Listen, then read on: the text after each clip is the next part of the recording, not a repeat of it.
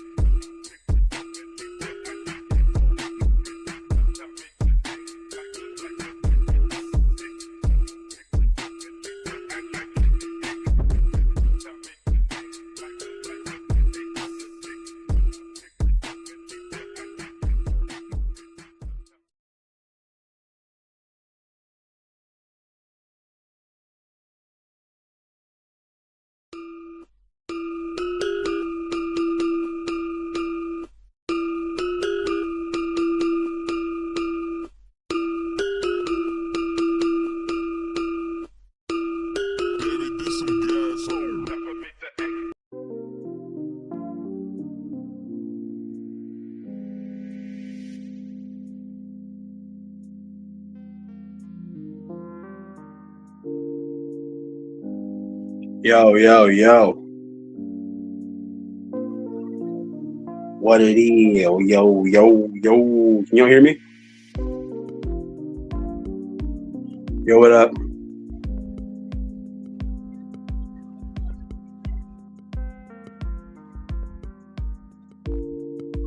Before I do anything, let me shout everybody out. Got JT in the house. What's up, brother? I know you asked me to go live, brother, but I was with the homies. I couldn't leave the homies hanging like that. What up, Sal? Thank you for stopping by, bro. I don't know why the fuck I lose to myself. Can you hear me? How's the audio?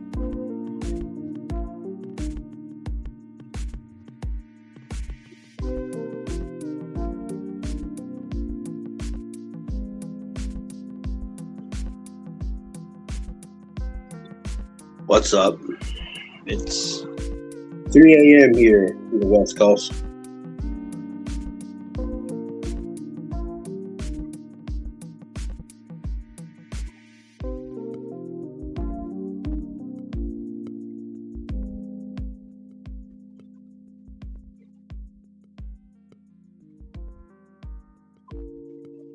All right.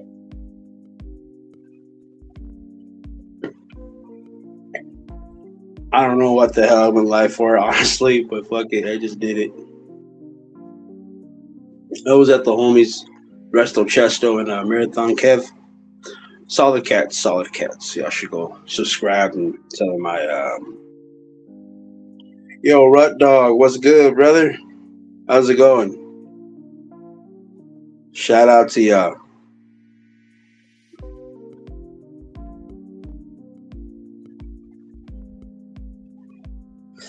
Yo, what's goody in the hoodie, bro? Let me wrench y'all up real quick.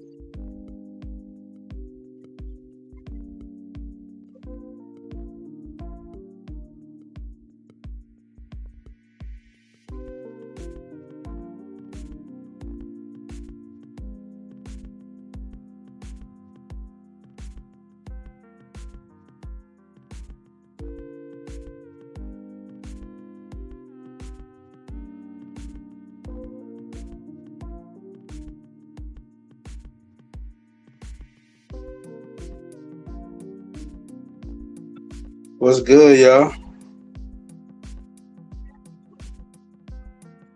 Appreciate y'all pulling up. Appreciate y'all pulling up.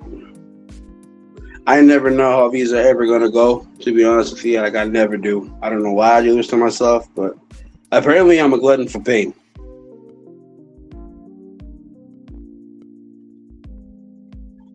Y'all that have wrenches, put your links in the chat. Y'all wanna help each other out, connect, so y'all can possibly collab in the future. Feel free. You don't gotta ask me. I don't have shit to talk about. I'm just gonna yap and just say shit. If y'all wanna hit the panel, let me know.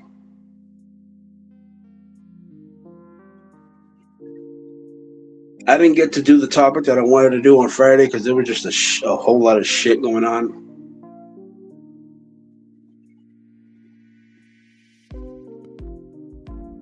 But I think I'm gonna postpone that until maybe next week. I didn't get to do the thorough research about it or gather my notes enough to where it was adequate to present them. So I had to keep my stuff in private for the most part because I don't like to give cloud watchers an idea.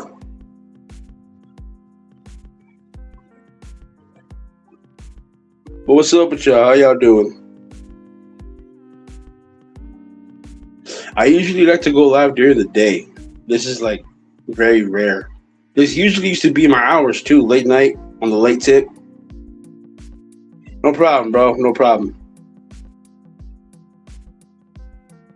For the most part, honestly, I used to just charge for them $5 in the Cash App. That would be yours, but I'm just like, man, whatever. I'm just doing it just for the fucking love of the game.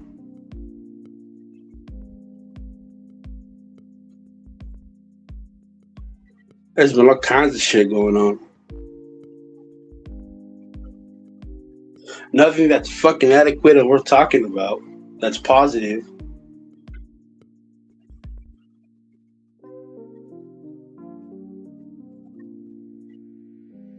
But if it's in the TV news, I promise it's bad.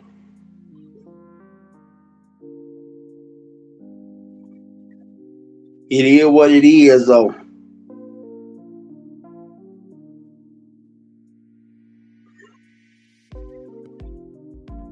If y'all want the link, let me know. Yo, hey, though, what's good, brother?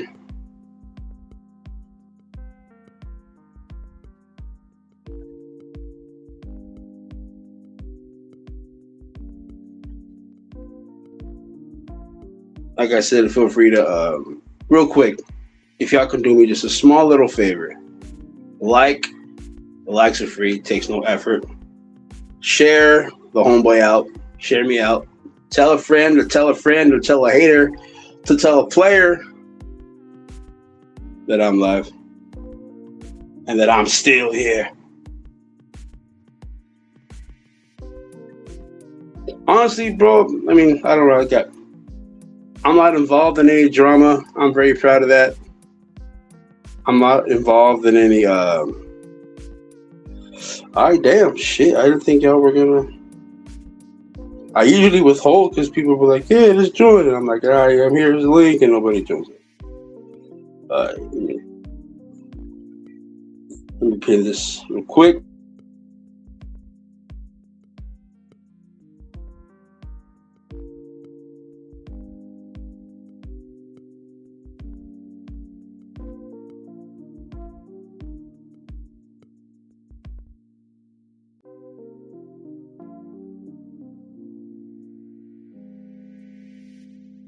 Go.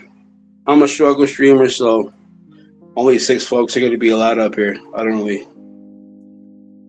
I've lost interest in paying for my fucking account for StreamYard.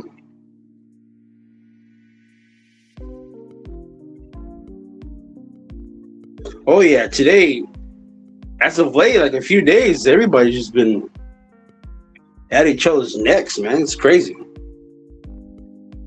Oh, Ray Trey, hey, how you doing? Appreciate you stopping by. Let me show you.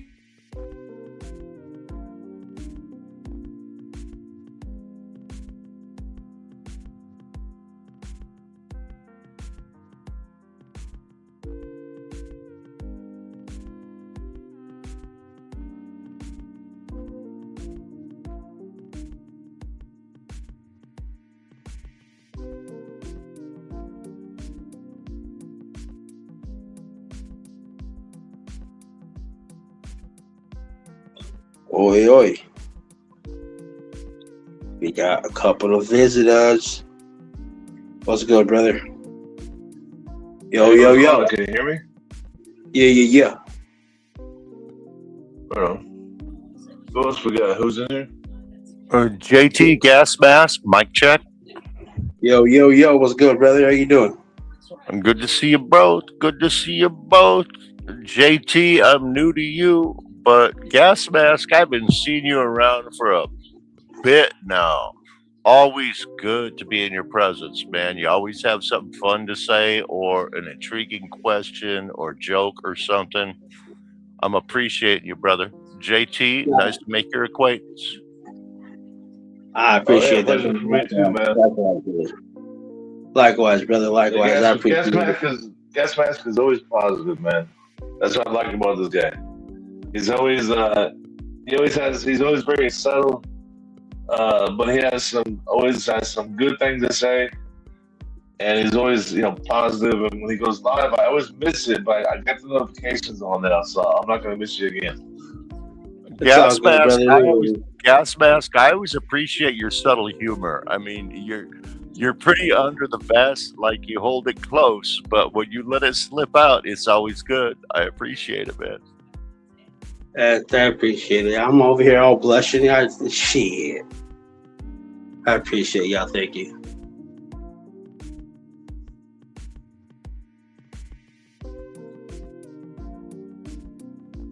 All right, I'm through with the glazing. Where you at, Rage? Get up here, cowardice. Come on, Like Rage. the type You of know you want to person. come up and play. For the most part, though, I'm just a chill guy. Just to pretty much give an overall encompass of who I am. I'm not nobody special.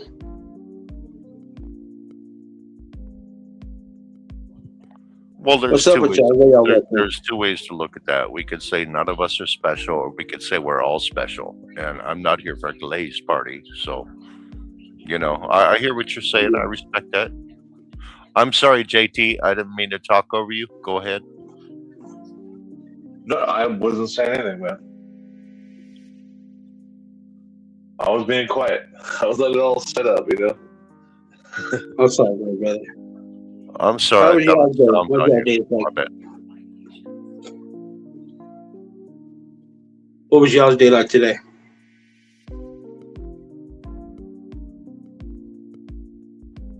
Hello. For me, I was just doing some family stuff, you know.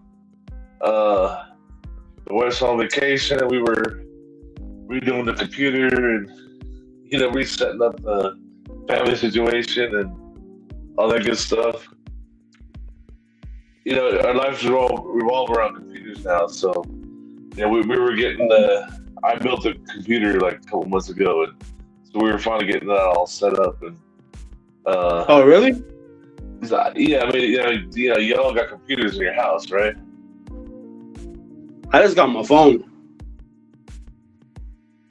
You just run off the phone. 'Cause, see, I for can't run it convenient off for this me. phone. I I can't feel do it. that. I've been meaning to get a I like to laptop build too. computers, and so um, like it's kind of a center of our household, because Yeah, for us, actually, it's like I'll I work keep being media told to get and like a laptop or something too. But I was like, man, I so can just. I'm like, I'm fuck it. I'm more into like convenience, but I'm like, it's like I'm gonna have to. But anyway, I gotta get back into the motion of things. I haven't been going live consistently. I can't even talk. It's so late. I can't even think. I haven't been going live consistently, and it kind of kills my motion when I don't. Even though the subscriptions are rising and the views on the uploads are steady, on the live stint, it's like fucking devil.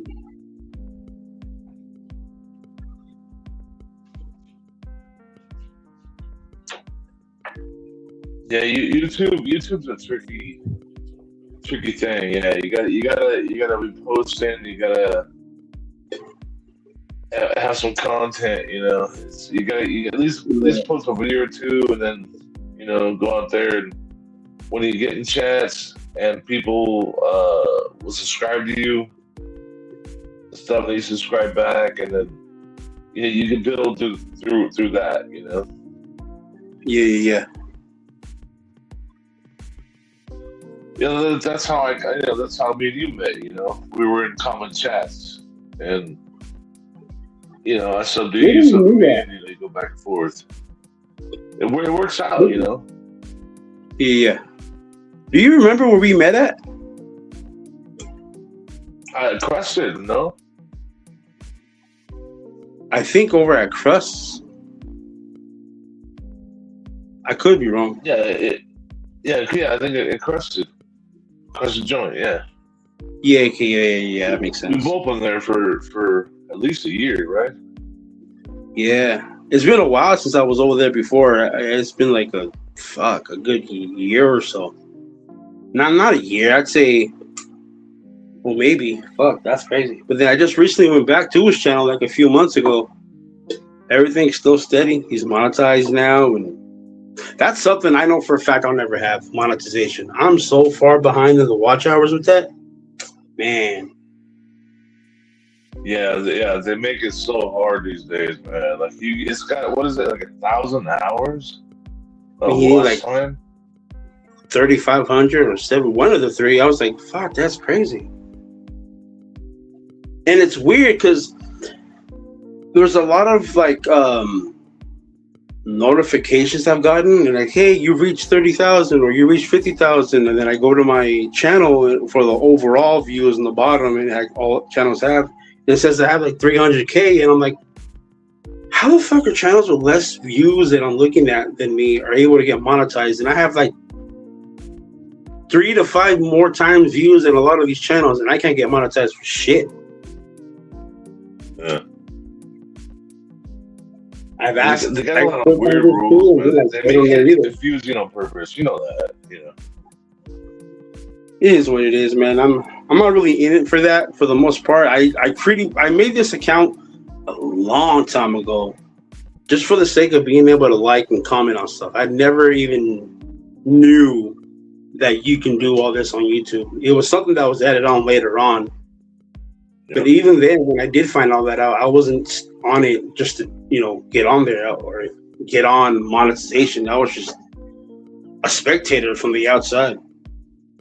Right. That's why the account that I have that I'm talking to you on, I created this for just being able to comment on videos. Yeah, just say my piece. Just screw around and meet people and do whatever.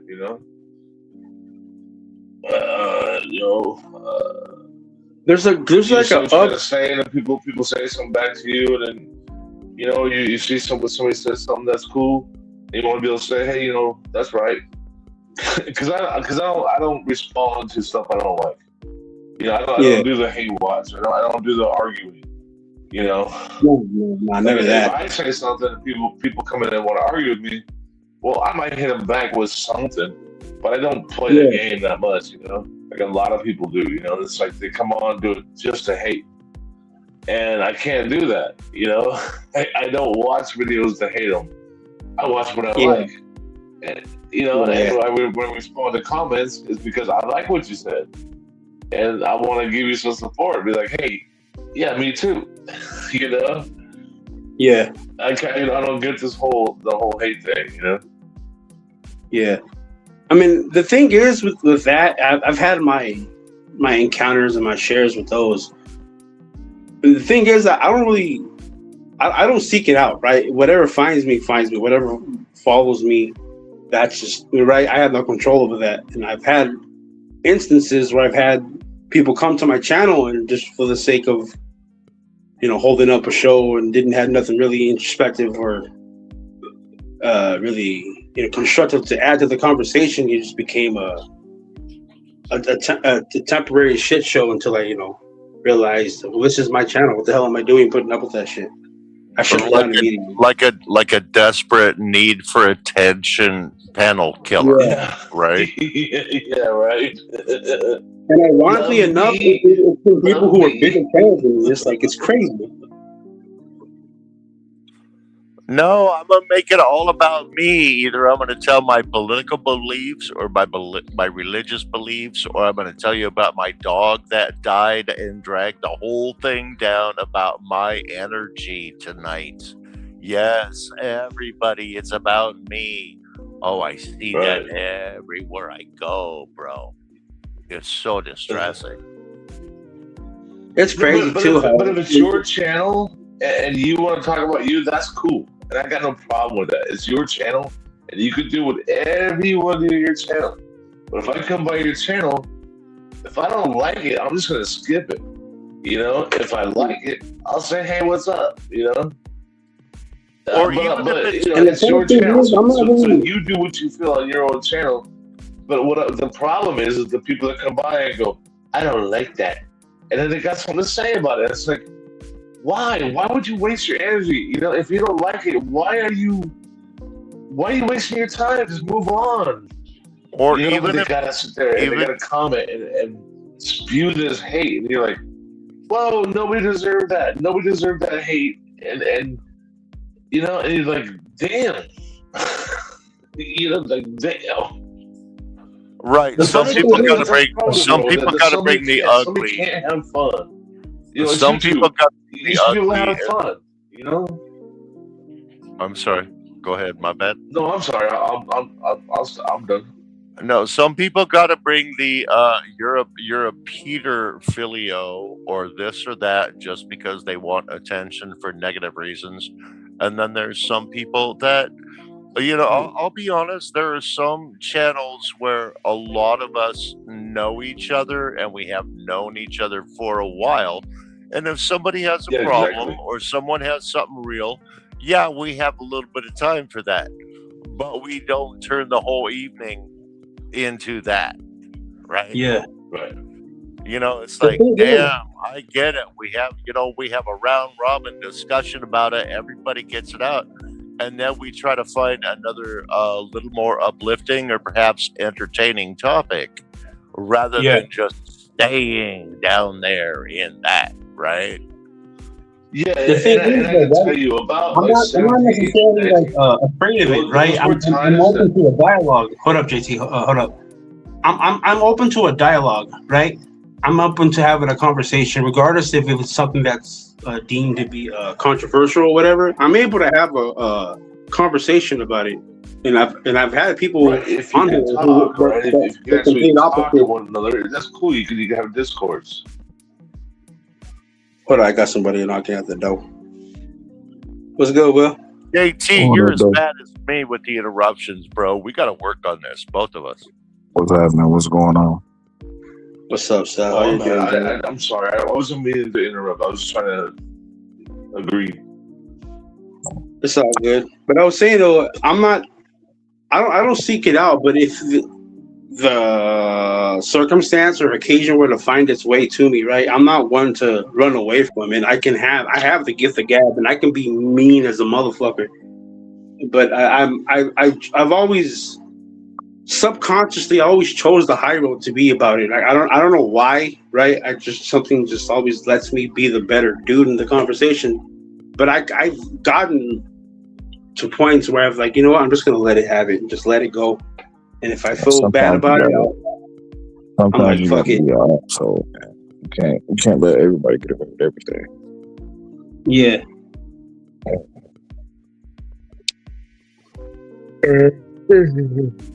Yeah, what it is, man. Well, I mean, you pick and choose your battles. I mean, when you focus on doing your content, everything else don't matter. For real. That's the most important thing about all of it. It's too many people that's depending on drama to grow their channel. What happens And when that's that? What crazy happens because when? like Go yeah, ahead. like I said, I'm able to have the conversation, right, and have an open dialogue, but it does amaze me, and I'm not really talking shit or down or anybody else. Like it's crazy how folks can generate content from that and just like milk it for as long as they can. It's like, bro, there's like 100 different things going on right now. Just like maybe it's just me nitpicking, right? You know what I'm saying? Like maybe it's just me being the Well, spectator, the window shopper. pay attention to how they move. If they got drama on their channel, if they go seek out drama, they go curate drama, they go start drama, just to bring that drama back to their channel. That's all they're looking for is drama. They don't want to actually have. Excuse me. It's 5 o'clock here. They don't want to actually have any type of conversation. They just want to yell at each other, Yep. or they just want to be right. My thing is, listen, you can have it. You can yell. You can be right. Don't get me wrong. I can yell too. I can cuss a motherfucker out too. But eventually, that should get tiresome after a while. It's like, why? What's the point? Yep. I want Guess to I'm say yes, and I want to say yes, and with self. What I see, I'm a professional theater actor. I've spent most of my life on stage, done a little bit of TV, done a little bit of camera work, bullshit like that. It's not about that. But what I have noticed is there is the show and there is the audience. And I look at certain channels and I see a lot of people very happy being audience supporting a show, whether it's a good show or not. It's Mhm. Yeah. home for them. It's a safe zone for them. They're in the chat saying hi, how you doing to all their friends in chat, even if they don't really give a flying you know what about the content. or about Go what's ahead, going Fly. on. You go They're ahead. just happy to be there with their internet friends. There's the show and there's the audience. You got to decide who or what you are, right? True. But I'm not trying to overtalk Sal. I would sort of say yes, Sal, and also I see this along with it, sir. I get that. Well, there's a blendation, right? So you don't want your audience members to feel like they're just there and they're not a part of it. They want to feel if they're watching your show, they're doing it for a reason, but you also want to retain them. Excuse me, True. and to get them to come back. You got to offer them things. You got to offer them things like inclusion, offer them things like exclusivity, offer them things such as being a part of. But you can't let your audience overtake your show. And what you see a lot happening over these last 2 or 3 days is people really don't have a show unless they have an audience. That's when Yep. it gets bad because now you don't have content anymore. You're just curating a battleground of bullshit. If you can't Yep. come on the damn app and do a show for 2 or 3 hours or something like that by yourself, and if you can't hold an audience by yourself for 2 or 3 hours, hell, even an hour, and you're not up there for just the money, you're up there for just the concept, then what the hell? Yeah, because eventually, You if you might do as that well. too much, it becomes the inmates running the asylum. Exactly. You might as well just do a damn pre-recorded upload. That way you ain't got to spend all day spending 2 or 3 hours trying to get a point across. Just record yourself talking, edit it, and then as long as it's 8 minutes long, shit, YouTube will monetize it. But outside of that, if what you're trying to do is um, create beef sector content, then go create beef sector content. Just know there's some people out here that's crazy as hell.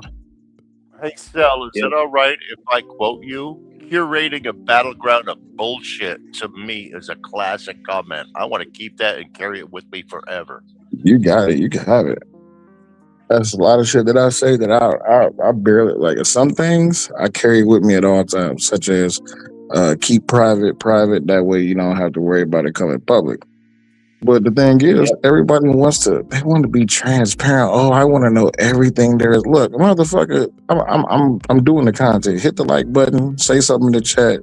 If you want to throw money at me, go ahead. But other than that, I'm not up here to be your goddamn tap dancing monkey. I'm just here to do the content. If I include you in the content, great. Just don't take over the damn show. Like, what the hell? Yep. Yeah, but content's not easy to do. I mean, to get up and talk for an hour, that's not easy to do. I mean, you got to admit that. Hell yeah. Being able to pull a panel like this and have other people come on and give you content, that helps. It does help because who can sit there and talk for 2 hours and keep people entertained? That's hard to do. And people and the things that you do say are going to set wrong in some people's minds, and they're going to come at you because people want to speak on what they don't like rather than what they do like. Right. That is a cold hard fact. I It's got a not quick just question for us all. What is more popular? What is more powerful? Putting a statement out there and asking for the sound cut out. I couldn't hear the last part of his question. Yo, Ruck, you there? Damn, it's I heard him. okay. Yeah, I heard him say putting a statement out there, but I couldn't hear the other part he said. Yo, you Oh, I'm cut out, sorry. bro. Is my mic fucking up? My bad. Yeah, there you I'm go. on a cheap ash system. What I was saying is, my question is, what is more powerful, putting a statement out there and asking for a response, or asking a question and waiting for a response? And I want to know the honest truth from you guys. I want your opinions. I don't have an answer in my pocket. So I see there's the two latter. ways. It's two ways that it works. You generally you want to ask a question and a way to answer.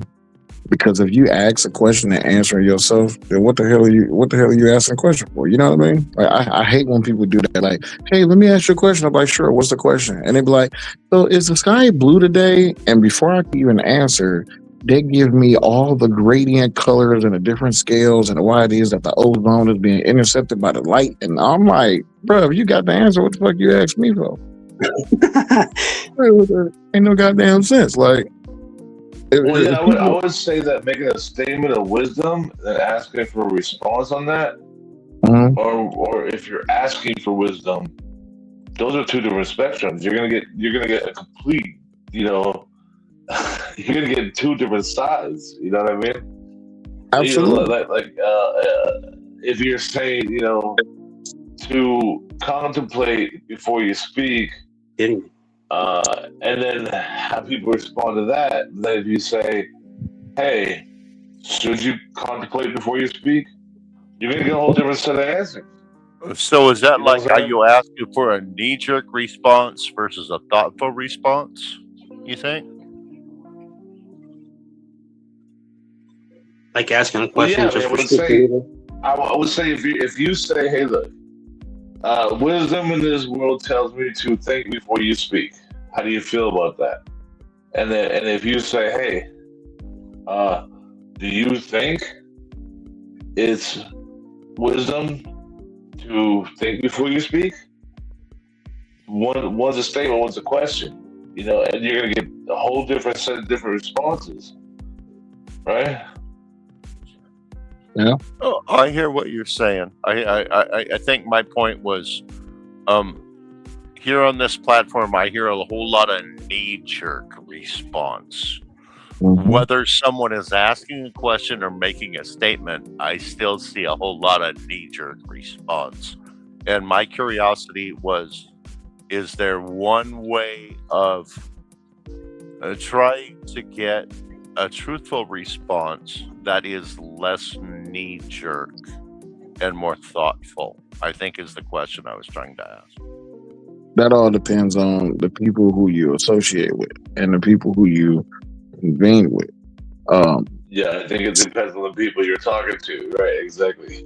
yeah, because you could be talking to some airheaded folks and you ask them a question and you might not get an answer. You might get a reach around answer, an answer that goes absolutely nothing against the question, or you might get an honest Well, I can tell response out you, of are them. you talking to my 15-year-old daughter or my 50-year-old wife? I mean, who you talking to, right? Right.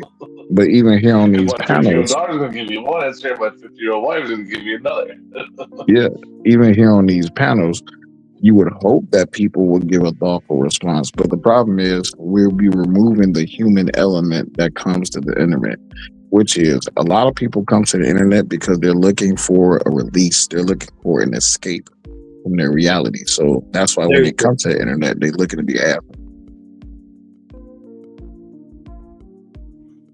Well, hence trolls, yes, Absolutely. right? Well, you know. I've been like that to where I've asked specific type of questions. I'll listen to someone talk on a panel, and I'm Mhm. like, "What the fuck is this guy talking about?" Then I'll get a sense of what they're talking, like who they are, with what they're talking about, and I'll ask a question that's the whole purpose is just to get Answer. not just an answer, but like of who they are. You know what I'm saying? I And I'll ask a understand it. question, and they'll answer it. That doesn't even. It's an answer, but it's not an answer on topic. And you're like, oh Mhm. yeah, okay, yeah, that was right, bro. I think these Yeah. days, who you Who? are, tell me who you are is a big question, dude. I don't think that a lot of people these days can answer that directly. I think the biggest problem is people not admitting that they don't have an answer for the question. There you go. My friend Boom, like My that. friend Resla has a saying that I'm paraphrasing. Forgive me, Resla, if you're here. Forgive me for paraphrasing on your brother. But basically, what he puts out there is every word you say tells me who you are. Boom. It's a fact. This is why there's that age old adage. substantiate your argument, mean what you say, and if you don't have nothing to say, don't say it at all. Too many people love to hear themselves talk, and they participate in a stupid thing called the filibuster, where they're just having ongoing, nonstop, just mouth breathing. And it's just like, bro, stop breathing. Please shut up. God, damn, I'm tired of hearing you talk. But when you start getting around people who have evolved their thinking, who have taken the time to really do some soul searching and get in depth to who it is that they are and what it is that they do, those people you tend to have better conversations with, or as I like to call them, dialogues or discussions. People who involve themselves in conversations, they got way too many emotions. Yep. If they get to hooting and hollering immediately based off your answer, that's when you're like, okay, I've entered a dumb room. Well, can we bring Dunning-Kruger into this conversation? The Dunning-Kruger effect? I love the Dunning-Kruger as soon as effect. you say stuff like that, I gotta start Googling shit. But before that, I was gonna say, do you walk into a room asking questions, or do you walk into a room thinking you have all the answers?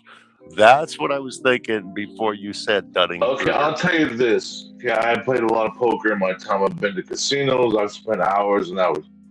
And I'll tell you this. If you sit down and don't know who the sucker is you. Right? Yep. And that's the truth I can tell you.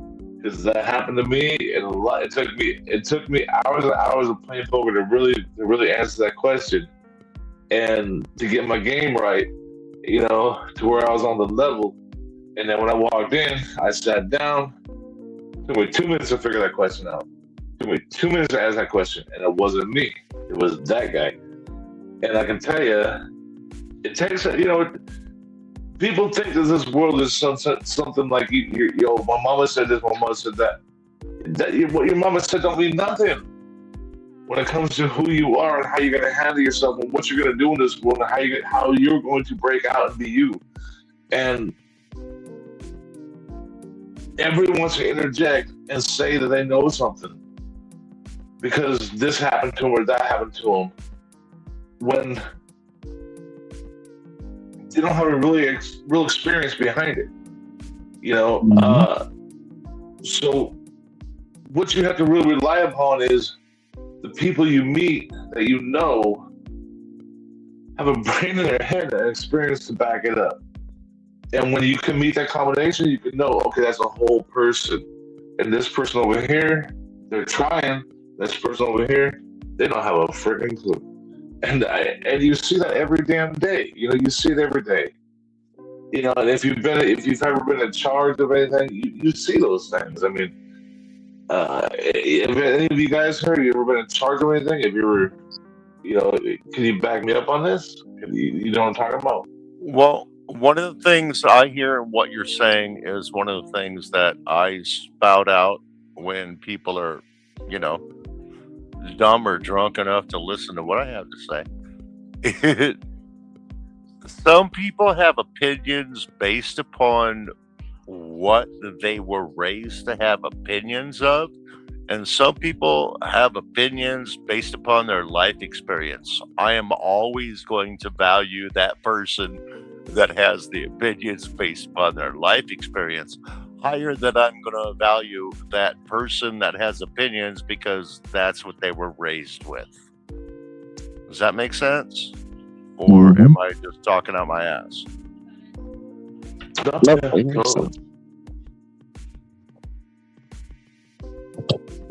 Since this whole introduction into the internet, studies have shown that basically there's less and less human interactivity and engagement.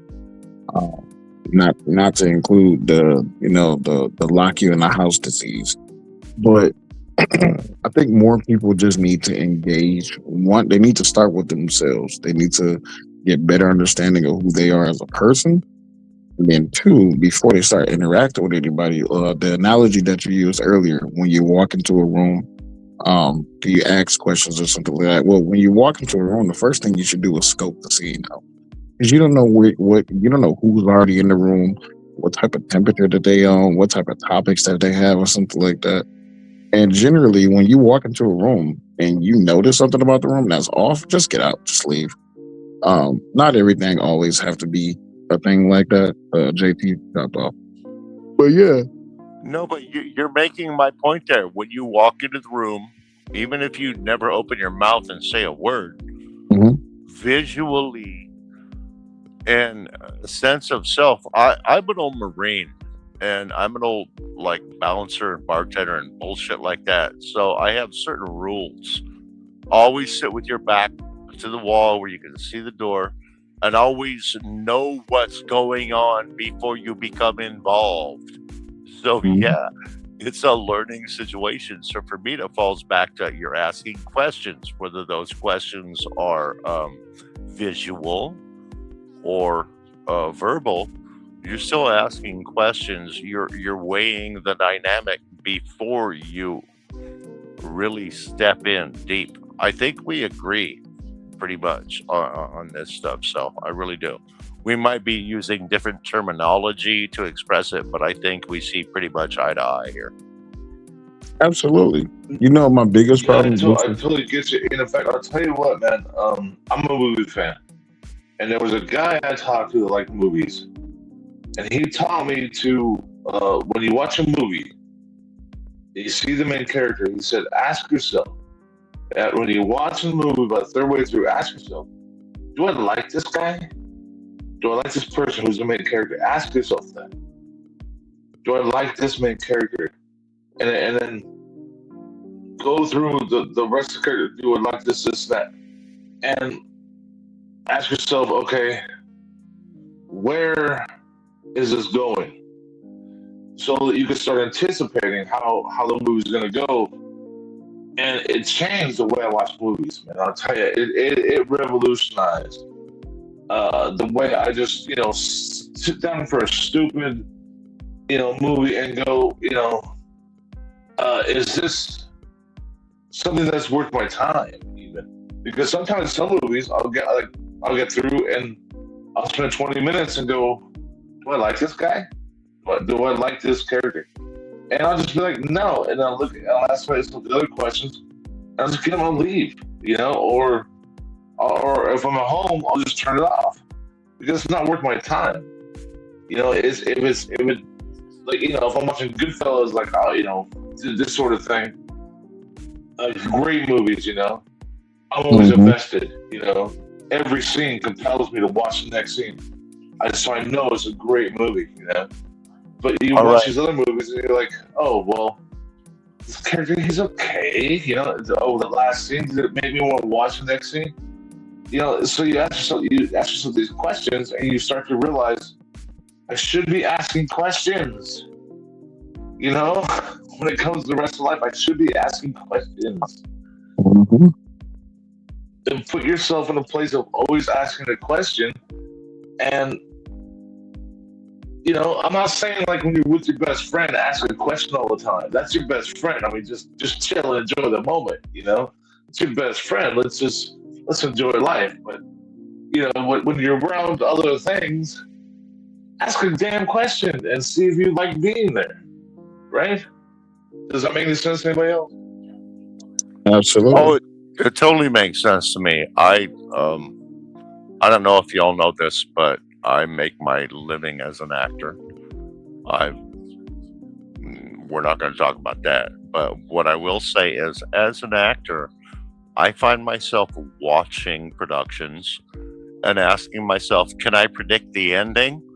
And if I can predict the ending that I can predict had better be That's one of in the the production. questions In the that production, guy told me to ask. Can I the predict the ending ending? He had told me to better ask that. be better than the one I predicted. Otherwise, this product is less than.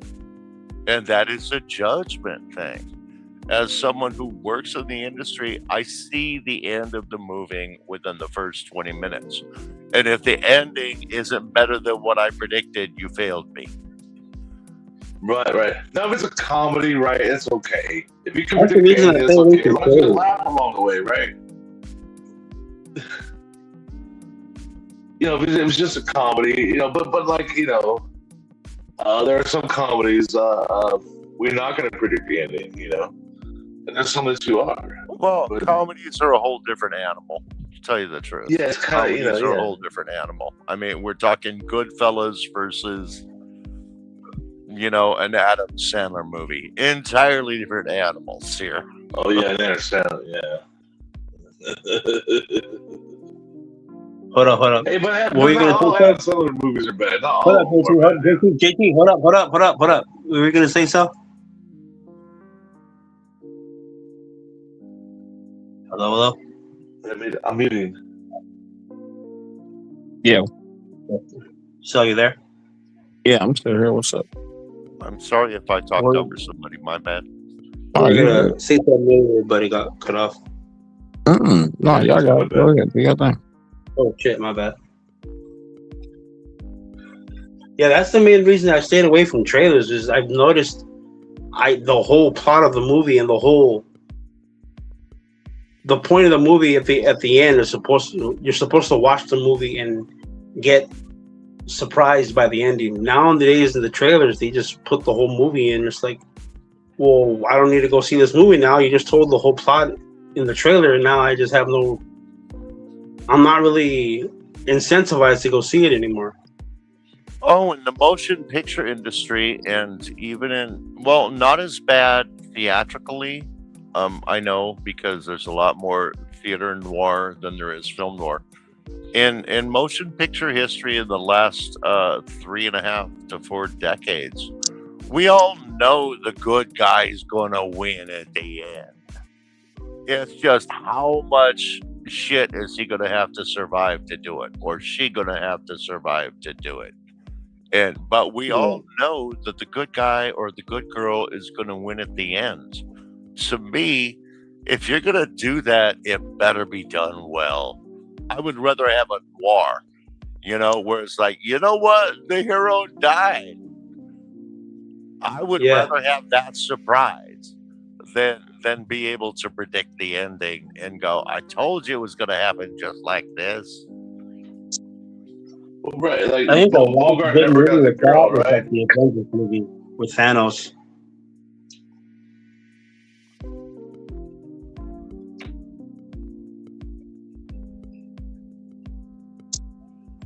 I'm sorry, 2 people were talking. Last word I heard was Thanos. I think the last good movie I saw was the Avengers movies.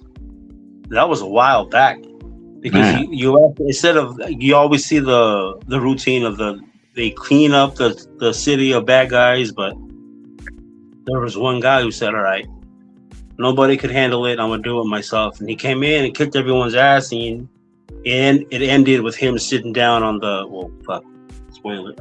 Never mind. I don't want to spoil it if you hadn't seen it, but he ended up with him. You also got to remember, in the last 2 decades, there is a trend to leave it hanging. It's like, yeah, the good guys won, but the bad guy got away. Why? So we can make another 32 million on the next movie. Yep. So it's official, basically. I don't know if you guys watch it or not, but I think what's not even left, the last good form of entertainment, at least for me personally, is professional wrestling. The reason why I like it is because not just based off nostalgia, but because of the theatrical and the storytelling of it and the athletics that goes, all of it combined to give and perform a good show. Whereas if you will go to like a UFC show or a boxing show, where it's night and day compared to each other, right? Because like one's at the risk of the behest of being hated on by fellow wrestling fans. So one's fake, one's real, right? But in terms of like physicality and stuff. But with the real stuff, like say the boxing or the UFC, stuff like that is real, right? Because they're really hitting each other and beating the shit out of each other. But politics can fall into it, and they can buy I'm off. not so sure about all that anymore. You They can know, buy when all it comes to the NFL, like, why does every game come down to the last 20 seconds? You're telling me the refs don't have Right. the refs have everything to do with that. When it comes to NBA game, why does it come down to the last 20 seconds? I'm not so sure anymore. You know that they're not being told to, make calls this way, make calls that way. I'm not so sure anymore, man. I'm not All we saying it's gotta do, conspiracies, all but we gotta it do is, is their all we gotta league, and do they is, can tell them refs to make the calls the way they want the calls to be made. all we gotta do is look at Monday Night Football and Thursday Night Football to prove my man right. How many games are 24-10 at halftime, and we want to change the channel, and we do. We come back and we look at the fourth quarter, and all of a sudden it's Right? 24-21 or Right? 27-21. You And, cannot and, is, and is tell me. You Cleveland cannot versus tell me they are not fucking Kansas with the City? I mean, come script. on. I played high school football at a very high level. I got a college scholarship. I played college football. I played football Me in too. the I was left military. I tackle. represented our country in rugby overseas. A lot of this shit is scripted. It I seems like honestly it believe does. that at this point. A lot of it is, you know what? You're going to be up at halftime, and we're going to call all the penalties on you for the whole third quarter until the other team catches up. Then the last 10 minutes of the fourth quarter, it's a free for all. I honestly believe this shit is happening because I've been Yeah. there. Not the NFL level, but I've been there at the college level, and I have had to look at my coach with question marks over my head, going, why the fuck are we calling this defense right now? Because we're on TV? Stop it, coach. I think you're Well, I was right, never bro. on TV. But That's why I like professional I wrestling look at over it, man, modern and the sport. stupid, Hold up, JT, hold up, hold up. and you see them the holding, and they're not calling it. And all of a sudden, they call it in the fourth quarter. They've been holding the whole game, and you call it in the fourth quarter when they're about to score a touchdown. Like, come on, híjole, come on, man. It's just too much. You're up in San Diego. He said, "Híjole." I love you, brother. That's why I like professional wrestling over more conventional sports, because at least with professional wrestling, you know it's predetermined. Everyone knows the outcome. Everyone knows what's going to happen. Well, the fans don't really know all that much, but everyone backstage has like an agreed upon, this is what's going to go down at this time. You do this, you do that. Everyone knows the Or you can call it on the fly. Some of the best matches in wrestling has been called on the fly. I'm not going to tell you I not to used to like work with a professional girl. wrestling. But like used to It's not work- my cup of tea, but if you like it, I'm not going to tell you not to like it. I mean, if you like it, hey, go ahead, man. I used to work with one of the Glow girls, one of the women that worked with Glow. What was it? Gorgeous Ladies of Wrestling. Yeah.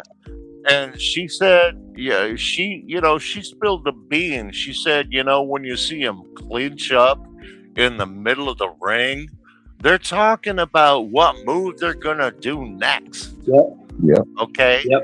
Yeah, all this stuff, it's all practice, it's all work, but it's a show. It is a show. And she was phenomenal in how much she shared with us. She was like, you know what? It sucked being on the circuit because we couldn't go out in public and have a drink and catch a buzz unless we were in character. It was part of our contract. So that meant that we really could not go out in public and have any fun, because anywhere you went, you had to go in character. So, Yeah, I mean, there's shit like that behind the scenes that we don't get to know, we don't get to see. But when you see them clinch up in the middle of the ring, they're talking about what they're going to do next. It is a show. Very true. I wanted to get back to the point we were making earlier about questions and stuff like that. One thing I've encountered personally, at least anecdotally, is when someone asks a specific type of question, right? And I just happen to not understand what the premise of the question is, right? And I'd be like, okay, I don't, more or less to paraphrase, right? But it's like, well, okay, I don't get what you mean. Could you mind further explaining to that? What do you mean? And they get mad because I don't understand the question. And it makes me think, well, you asked the question just for the sake of argument then. Because if you're mad at your own question, right, it doesn't seem like you're mad at me for not understanding it. You're mad that you can't explain what you're talking about. If that makes any sense. Well, I would Are say, you talking about? Are you are talking they about those? speaking Are English? you Do they talking have about? diction? Are you talking about That's what those I would say. people that already know the answer to the question they're asking, and they're just asking it for attention, or like do they really seek an answer? I'm curious. What? I think overall, it's just like if they'll ask a question that's more or less out of the blue, and I don't know how to answer it because it's so abrupt and random. So I ask them to further explain their own question to me, and they get mad at me not knowing the answer to it. I don't know what it's called specifically, but Oh, that seems like a setup knockdown kind of scenario. That seems like they're setting you up to knock you down. If that's the scenario. Exactly. think so.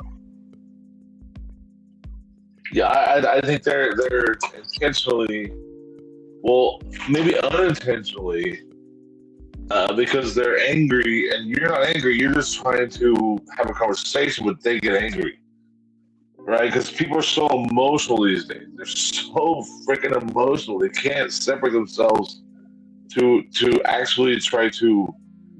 They're not having a conversation to learn. They're Fuck having, you, they're having a dude. That's conversation not what I to said.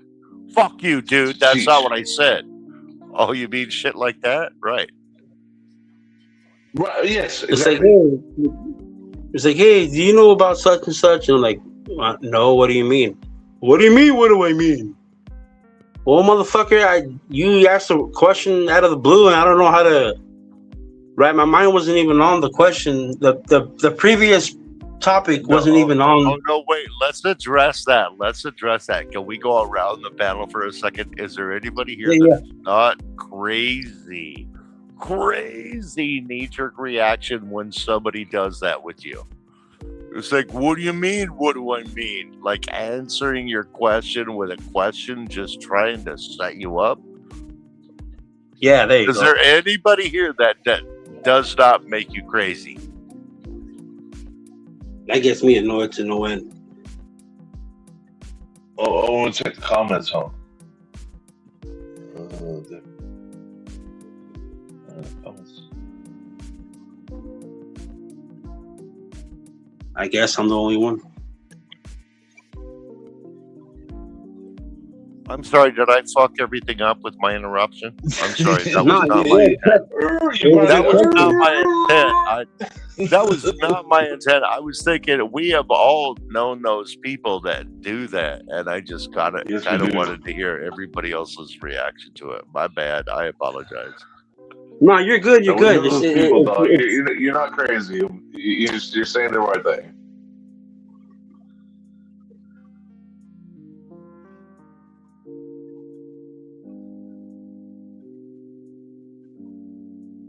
Three, Uh-oh. 2. Oh, there we go. At least with the wrestling, we know it's entertainment. It's stuff like what the NFL is pulling right now. It's like, what are you guys doing? With the wrestling, we know it is pure entertainment. NFL, Yeah. are you lying to me? And the thing is, even with that, anybody can be bought off and told, hey, here's what you're gonna do, but hey, take a dive or something related to that. That can be done in anywhere, but it's more. I think it's more prevalent in the more quote unquote real stuff than it is with with stuff like it's a drama show or like a pro wrestling show or like a theater or something. I saw a thing with Warren Sapp. I saw a quick little YouTube vid with Warren Sapp today, and we all know Warren Sapp, Hall of Fame defensive tackle. He was talking about the NFL, and he said, okay, you have a team in Las Vegas now. You're going to tell me that these kids coming out of college that have already made $1 million or so aren't out in the casinos. And you're going to tell me somebody like is going to look at one of these guys that just barely made the team as a special teams player. And the way Warren Sapp put it was he's an L4, which means he's left side of the kicker, number 4 on the kickoff team. That kid barely made the squad, so he's making maybe $300,000 a year with his game checks. Now you're going to tell me that he's in a casino watching a game and somebody's not going to walk up on him and drop 100 to 150K in a bag next to him and say, you know what? I don't care what the score is next game. Last kickoff after your last touchdown, move over to lane 5 and miss that tackle and let that big run back happen. So the way Warren Sapp put it was, you got a kid making $300K a year. Somebody's going to come in and half that, offer him $150K to make one bad move on a football game. And Okay, can I say this? Can I say this? Paycheck. When I was a kid, I You're asked going to my say that's father. not going to happen? No. I'm gonna say that's totally gonna happen. When I was a kid, I asked my father, "Why isn't there a football team in Las Vegas?" And my dad looked at me and said, "That's a conflict of interest." And I said, "What does that mean?" That's how I learned what a conflict of interest is. As my dad said, if you have a football team in Las Vegas, people bet on sports and they bet on NFL football. And so if you have a team in Las Vegas, they could influence the players to do this or that. And so having a football team in Las Vegas is a conflict of interest to the integrity of the league. But now we have a team in Las Vegas and nobody thinks anything about it. I've always thought it was a bad idea putting a football team here in Vegas. I thought it was a bad idea putting a hockey team here in Vegas. I think it's a bad idea putting the A's here in Vegas when they come here. It's a bad idea. Hockey is the last real sport we have left. Hockey is like sport with real men. I watched a game last night where a guy got his tooth knocked out and went right back. He picked his own tooth up, gave it to the guy in the tooth, and went right back out on the ice. Like, those are real men. And they're not going to be influenced by bets, this or that. You don't think they will. But it doesn't seem so, because they're just kind of a different breed, you know? Like, if you got your tooth knocked out, you know, you go to work and you're like, bitch, my fucking tooth just got knocked out. I'm going home, right? And you take 3 days off. But these are hockey guys. Hockey and rugby. Hockey and rugby are the last 2 sports like that, bro. Right? I mean, these are real men, and you can't influence them with bets and shit. You don't think so, but I mean, money does talk. Money talks, right?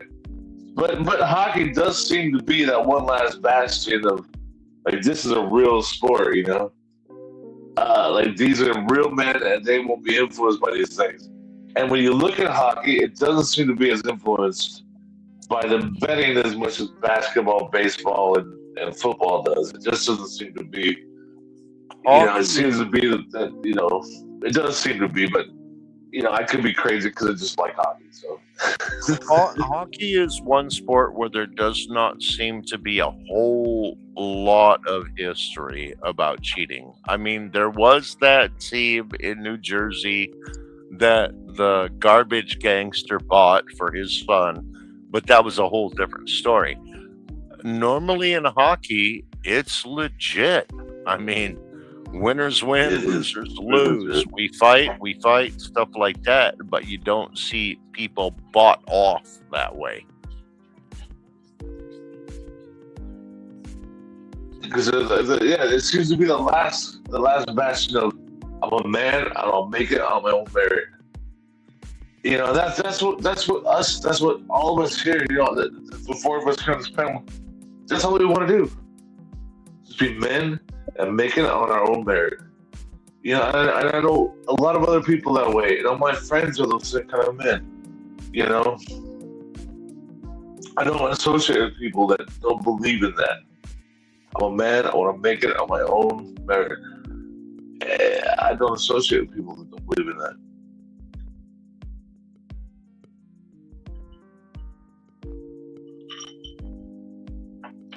Is that too much? I'm sorry. Oh no, but I think we have probably effectively chased off every person in the chat that wasn't a sports fan.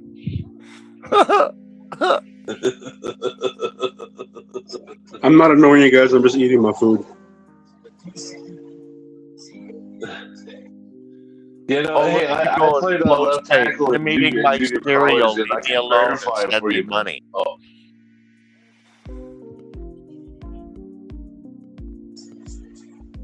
I'll be right with you guys. Hold up. I'm doing something real quick.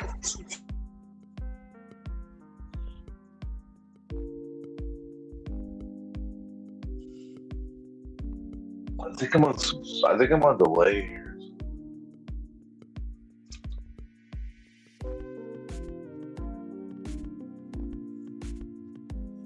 Hey, gas mask. Gas mask. Hey, gas mask.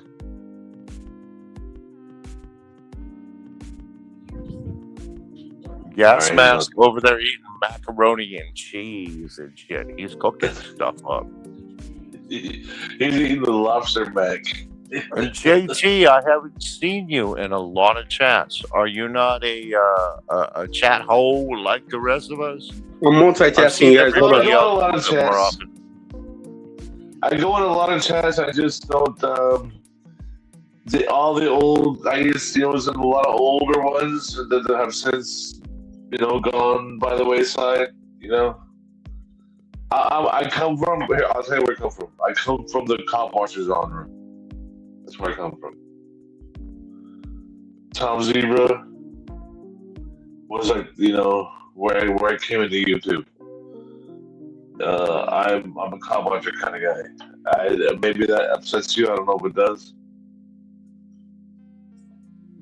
No, you're what kind of guy? I don't think you upset me, but I didn't hear you clearly, I don't think. Cop watcher is where I come from. Cop watchers. Oh, you're a cop watcher. No, fuck those cops. I'm with you, bro. My stepbrother was a cop. Fuck that piece of shit. He was only there because I had to save his ass on the bus.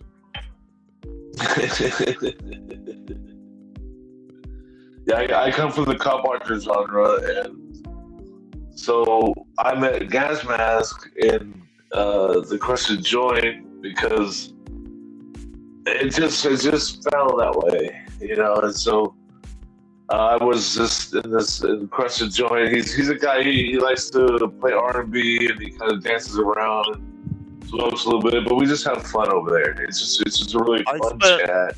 I spent about 4 weeks with what we used to call Sheriff's Explorers in San Diego County. And I saw what those Sheriff's Explorers were and what most of the cops were. And I wanted no part to do with them. I wanted nothing to do with that. And my stepbrother became a cop. And unfortunately, I was a cop in the Marine Corps. Different story. But for the most part... That's different, though. That is different. It's completely different. What I learned was... Well, the reason I went MP in the Marine Corps was because I figured that I could do any job I wanted to when I got out. That's my excuse. That's my story. I'm sticking to it. But after watching my stepbrother and the other sheriffs, explorers, and wannabes and deputies and the people that I saw go into civilian law enforcement, they were stupid. I had little or no respect for them because it's like, you were the kid who got your ears flicked on the bus, and now you want to take it out on the rest of society. Now, in the military, if you can become a cop in the military, you're actually smarter than the rest of the people. and that's why they make you a cop. But in real life, you become a cop because you're willing to follow orders, right? You're Well, willing to be told what my to do. math added up to if I was an MP in the Marine Corps, I could qualify for almost any job I might potentially want once I got out. That Well, was right, my but thought but, but process. but but you had a choice. You were they asked you because they said, "Oh, look, this guy is showing aptitude, so we're going to ask him to police these other dumbasses, right?" Because it's military, and so Well, you're actually being asked to for police them me, because for me, it was either but they're for seeing you for who you are. They're saying that hey, he's not a dumbass, so we're going to ask him to police other people, right? But when it comes to real life, they see a dumbass and go, "Well, you're dumb enough to follow orders, so you can be a cop," and that's really what it is. kinda, You yeah, know, in the yeah. military, you're I'm not gonna smarter, lie. but in the I'm not real gonna world, Yeah, lie. can you hear me? I'm not gonna lie. In my scenario, it was either pilot or cop, or I wasn't going in. And because my eyesight wasn't good enough, I didn't want to fly a bomber. I wanted to fly a fighter. They're like, well, we can yeah. get you in flying a cargo craft or a bomber. I'm like, or I can just flag people into the base and go catch fuck ups and whatever. And when I get out, either way, I'm still going to be able to get a good civilian job. That was what Yeah. my mind process was at the time. Well, yeah. Well, in pilot, you have like one choice when you get out is go to the airline, right? That's the only thing you got. And if you don't want to live that life of being an airline pilot, then what else are you gonna do on the outside? Maybe fly a freighter like it would be for UPS, but it's still a shitty job if you're not flying for airline. It's not that great. Well, it depends about what you want. But I have a friend who flies freight, and that motherfucker is rich right now.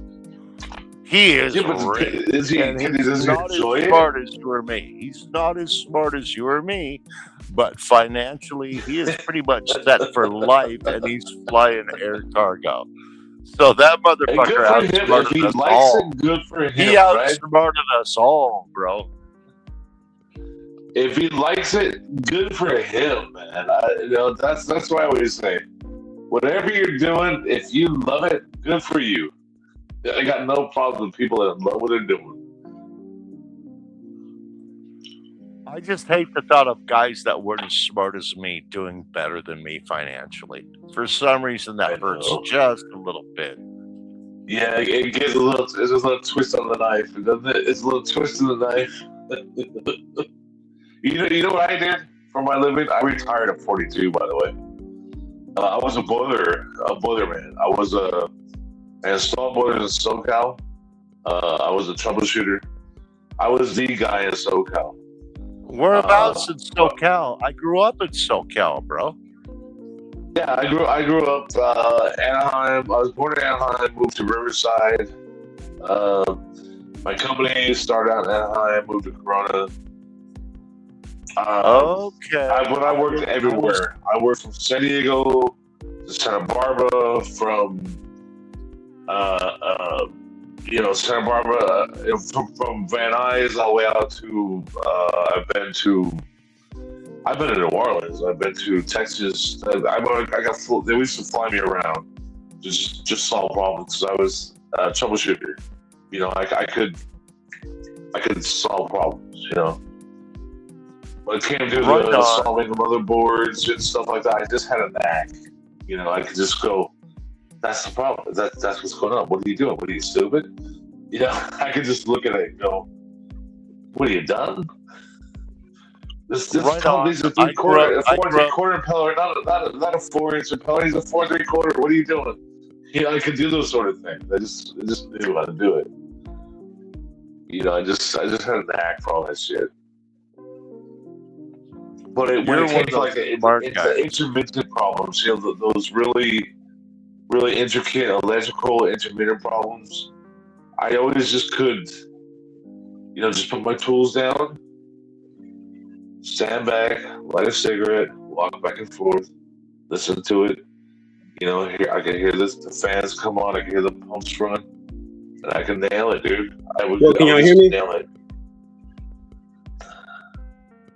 Yeah, we can hear you.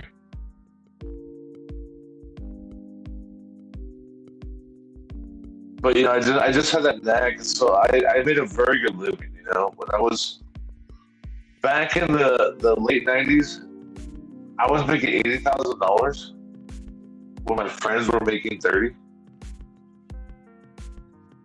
And so I retired in 2012.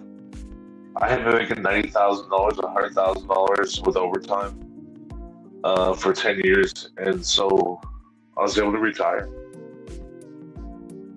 My wife, she does home loans, so she's able to, we bought a nice home in my hometown and in Riverside, and I was able to retire. And I was able to be a stay-at-home dad. I changed so many diapers you wouldn't believe. And Riverside. I it was used the to play greatest rugby thing against that I ever Riverside. did, man. You got a It was the bunch of greatest thing I ever did. Tongans that live there. I'm sorry? Oh, I'm sorry. No, I talked over you. My bad. You go ahead. No, you were talking about rugby. Yeah, Riverside. I used to play for North County, and my rugby team was primarily Samoan, and the Riverside team was primarily Tongan. And talk about fights. Oh my God.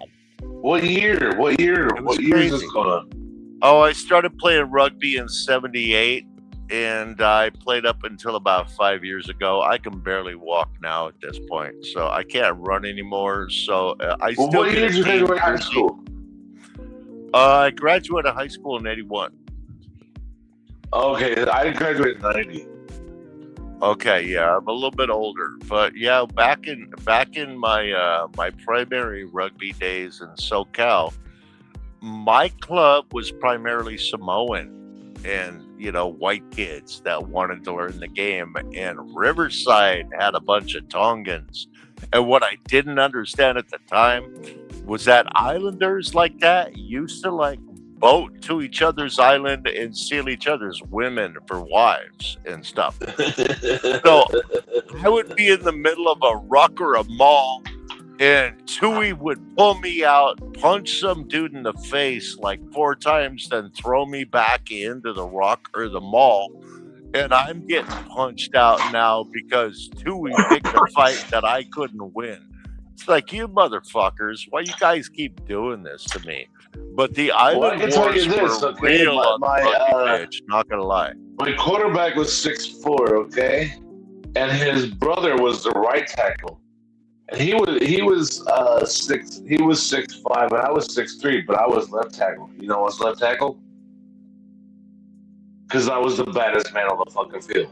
That's I'm why. an old lineman. I know exactly what left tackle is. I've played it for years, my brother. Because I was not going to be outdone, man. And even though he was the brother, I was not going to let him beat me, man. And that's just how it was. And so his brother was a quarterback. They were both Samoans, and we fought, man. I tell you, we fought just over and over and over. We butted heads over and over and over. Those Every guys, day I'll tell you, at practice every day at practice was a one-man gang fight. Am I lying? No. Yes. No. Yeah. Exactly. Exactly. Because they didn't like me. I was the white boy. I'm 6'3", blonde hair, green eyes. I was a swimmer. So you're like right? me. I was a swimmer growing up. I'm a 6'2" ginger with hazel eyes. We were the antichrist to those people. We were the antichrist to those people. They hated us. But my guard, he was also small, but he was like 6 foot, and he couldn't handle business. So every single play, I picked up my guy and I threw my guy on top of his guy. Right? That's what I did every play. I just grab my guy, throw him on top of his guy, and go, now what? I remember that shit. Having to call different blocking schemes on pass plays because I knew the boy next to me could not do his job. Exactly. They can't do their damn job. What are you going to do? And I remember after the season, man, we go to this guy's house, and then these Samoans start getting in fights. And we're like, okay, wait, I'm not here for no fight. I was here for a barbecue, bro. And then guns come out, like pop, pop, pop. The worst is when one Samoan invites me to the barbecue, but his cousin or brother doesn't like me. So you're getting that, no, bro, you're cool. At the same time, you're catching shade, and you just know exactly deep down inside. The bears and all that. I'm just gonna go. Make my exit properly. But if you leave too soon, you're a pussy. But if you leave at the right moment, you're a smart dude. And then there's always one cousin or sister that likes you because you're the tall ginger and she thinks you're cute. So that makes 3 other cousins want to whoop your ass. That shit is bullshit with the Polynesians, man. Me and you gotta exchange phone numbers, man. No. I played football and rugby with the Pollies my whole life. Those are some fucked up family. If they love you, you're family. But there's always that one cousin trying to catch you out by the garage. That's true. That's very true. And then if you beat their ass, you're an asshole. You're like, I was just defending myself. I beat up Vincent Pow Pow in the city of Vista of Southern California, and I almost had to leave town. They were coming at me so hard. It's fucking crazy. You beat up one of them, you got to take them all on. Well, I'll tell you what. I lost one fight in my life in 5th grade. First fight I ever got in. I had braces. Got punched in my mouth 3 times. My lips were stuck in my teeth. I ran home. My stepdad said, "Oh, did it hurt?" And I pulled my teeth on my braces, right? I said, "Yeah, it's fucking." He said, "Tomorrow you go to school, you see that guy, you punch him right in the fucking face." I'm like, okay. No, see, that was bad advice. That was bad advice. Hitting a Polynesian in the head will break your head. I lit him up, and he looked at me and we went, "What you hit me for?" I said, "You were the motherfucker. You hit me yesterday." He goes, "Oh, I'm sorry." Oh no, okay. I remember stuff like that too. Yeah, they're not like their memories are not the greatest. But the other thing is hitting a Polynesian in the head. Please do not hate me for saying this. But back in the day, there was a reason we called it coconut head, because you were going to break a knuckle. You were going to break a knuckle on that fucking head. You might as well try to thumb his eyeball out while you take the punch, because that's the only way he's really going to feel it. We were better off like taking out a leg. And it's like, you know what? You don't get to wrestle this year, or you don't get to play football next year. Why? Because I took out your leg. Why? Because if I hit you in the head, I would have broken my goddamn hand. Yeah, right.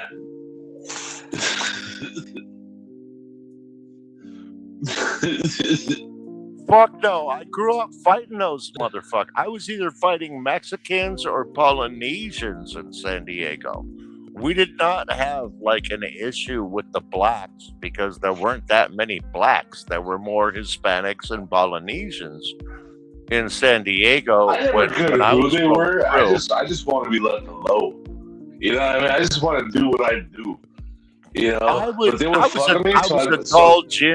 a tall ginger just trying to get laid, man. I did not want to. Right, exactly, right.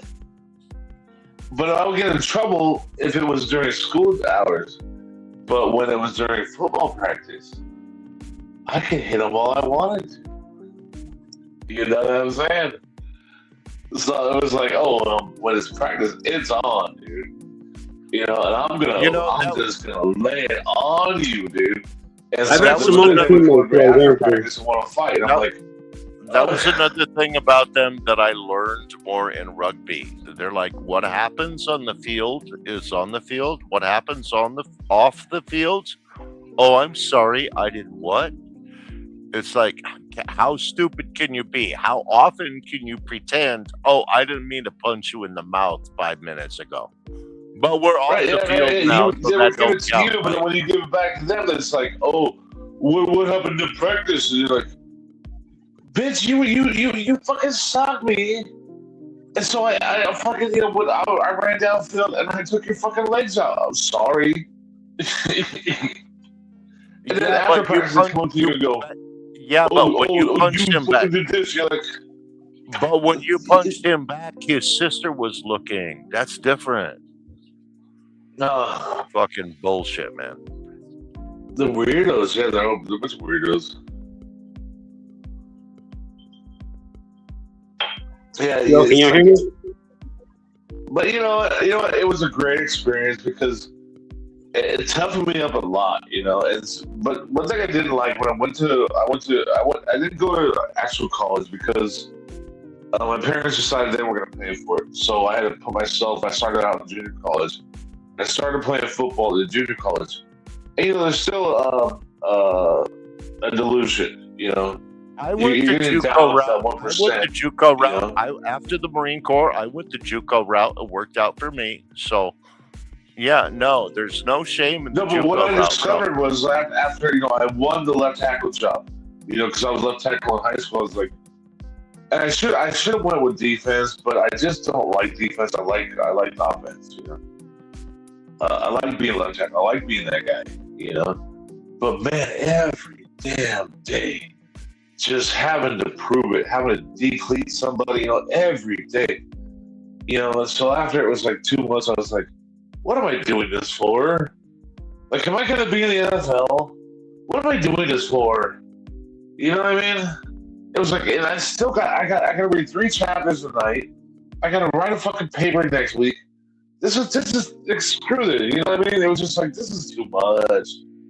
So I quit, because I was like, what am I going to do? Am I going to end up in the NFL? Now, if I'd have known how the NFL really works, I probably could have been on a practice team somewhere. And I could have made, I probably could have made $200,000-$300,000 a year for like 5-6 years. I probably could have made like $2-3 million. If I had it to do all over again, 5-6 year period, and then retired. If I had it, I was actually graded out as a 3rd round draft choice as a guard. Nice. But if I would have had it to do all over again, I would have practiced. Well, see, but you were fast too, right? You could run. I ran a 5. No, listen.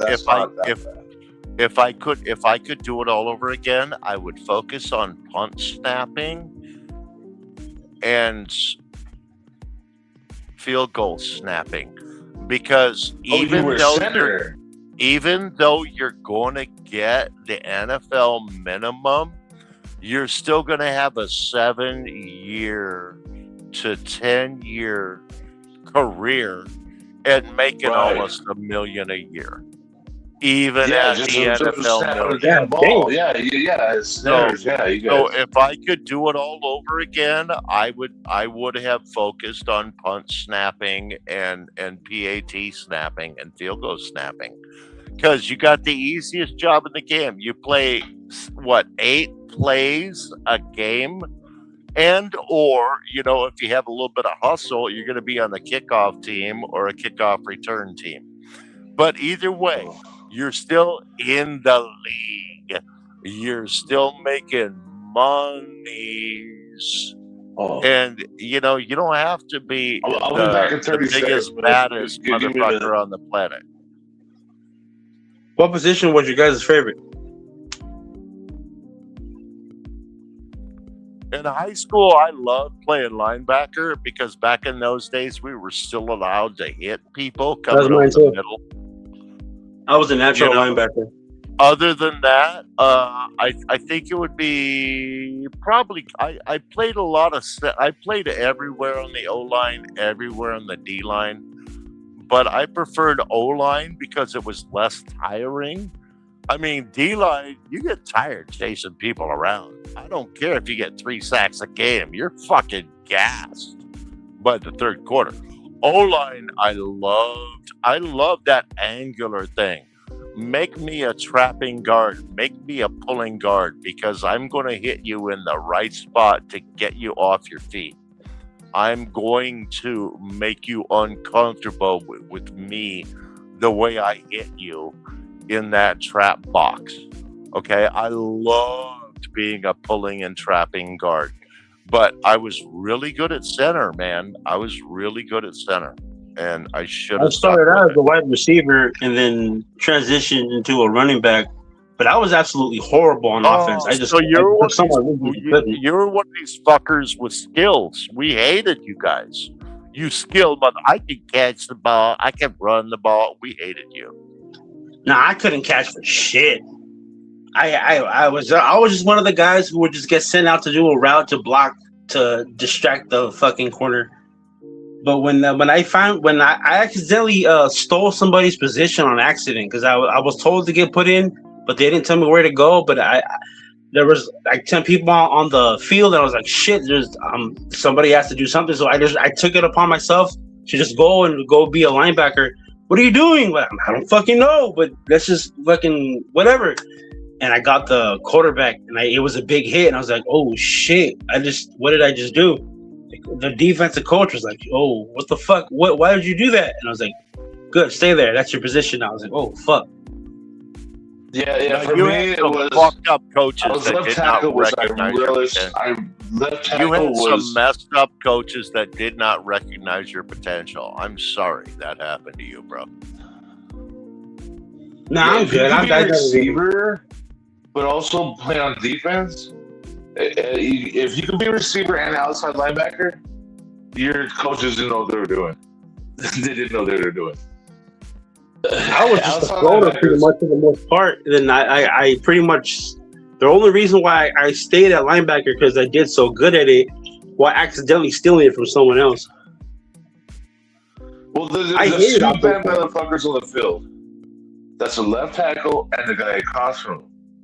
Okay, and on defense it's the right outside linebacker or the defensive end. If you Nowadays, go you're to right. It was, left but tackle, without the Nowadays, you're ball, I was right. able to you're take a him bad out. motherfucker, dude. You're right nowadays. Nowadays, they have realized that the guy that keeps the quarterback's backside alive is the most important offensive lineman. Back in my day, the most important offensive lineman was the center because he used to call out the blocking assignments to everybody as we came up to the Oh line of yeah. scrimmage after the break of the huddle. Yeah. Oh no, yeah. For us too, because we were in a decent league when I was in high school. So our center, even though he was a skinny guy, and he used to get canned on every play, because they used to back then you could can the center, And so every play I would have to take my guy, I would have to throw him on the ground and run and get his guy before he sacked our quarterback. You know how my coach taught me to beat that when I was playing center?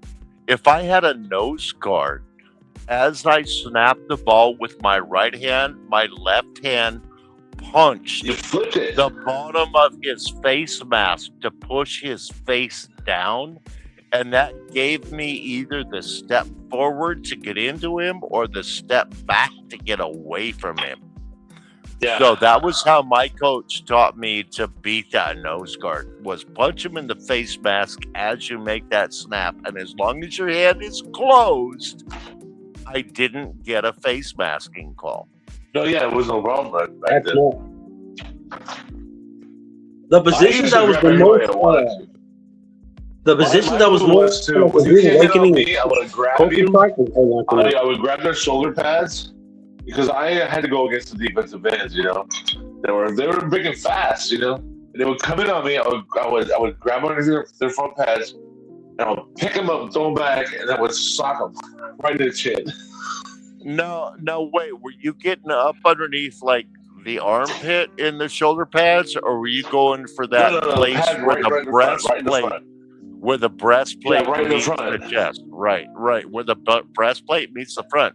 Because if you can push Right. that up, they have nowhere to go but up, and you own them. Very true. Very true. And I was so good, you could not, like, even now, like, my wife, like, she'll try to, like, screw around and piss me or whatever, and I'll be like, I can slap her hands away. She's like, why are you so good at that? I'm like, it's just years of training, you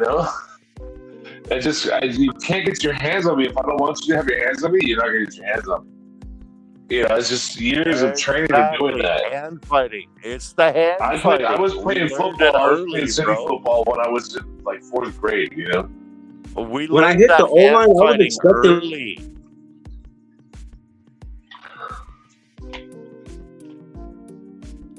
Oh, I'm What sorry, we're happened? talking over each other, but we learned that hand fighting early. Keep them off of me. Don't let them grab a Yeah. hold. Keep them off. Keep them off balance. Keep them off. Hand fighting. I love it. Yeah, you keep the hands off. And then also, I took, like, Kung Fu. He's a pretty and then, stocky they dude. taught me stuff, too. He hit me right in my throat. That shit hurt.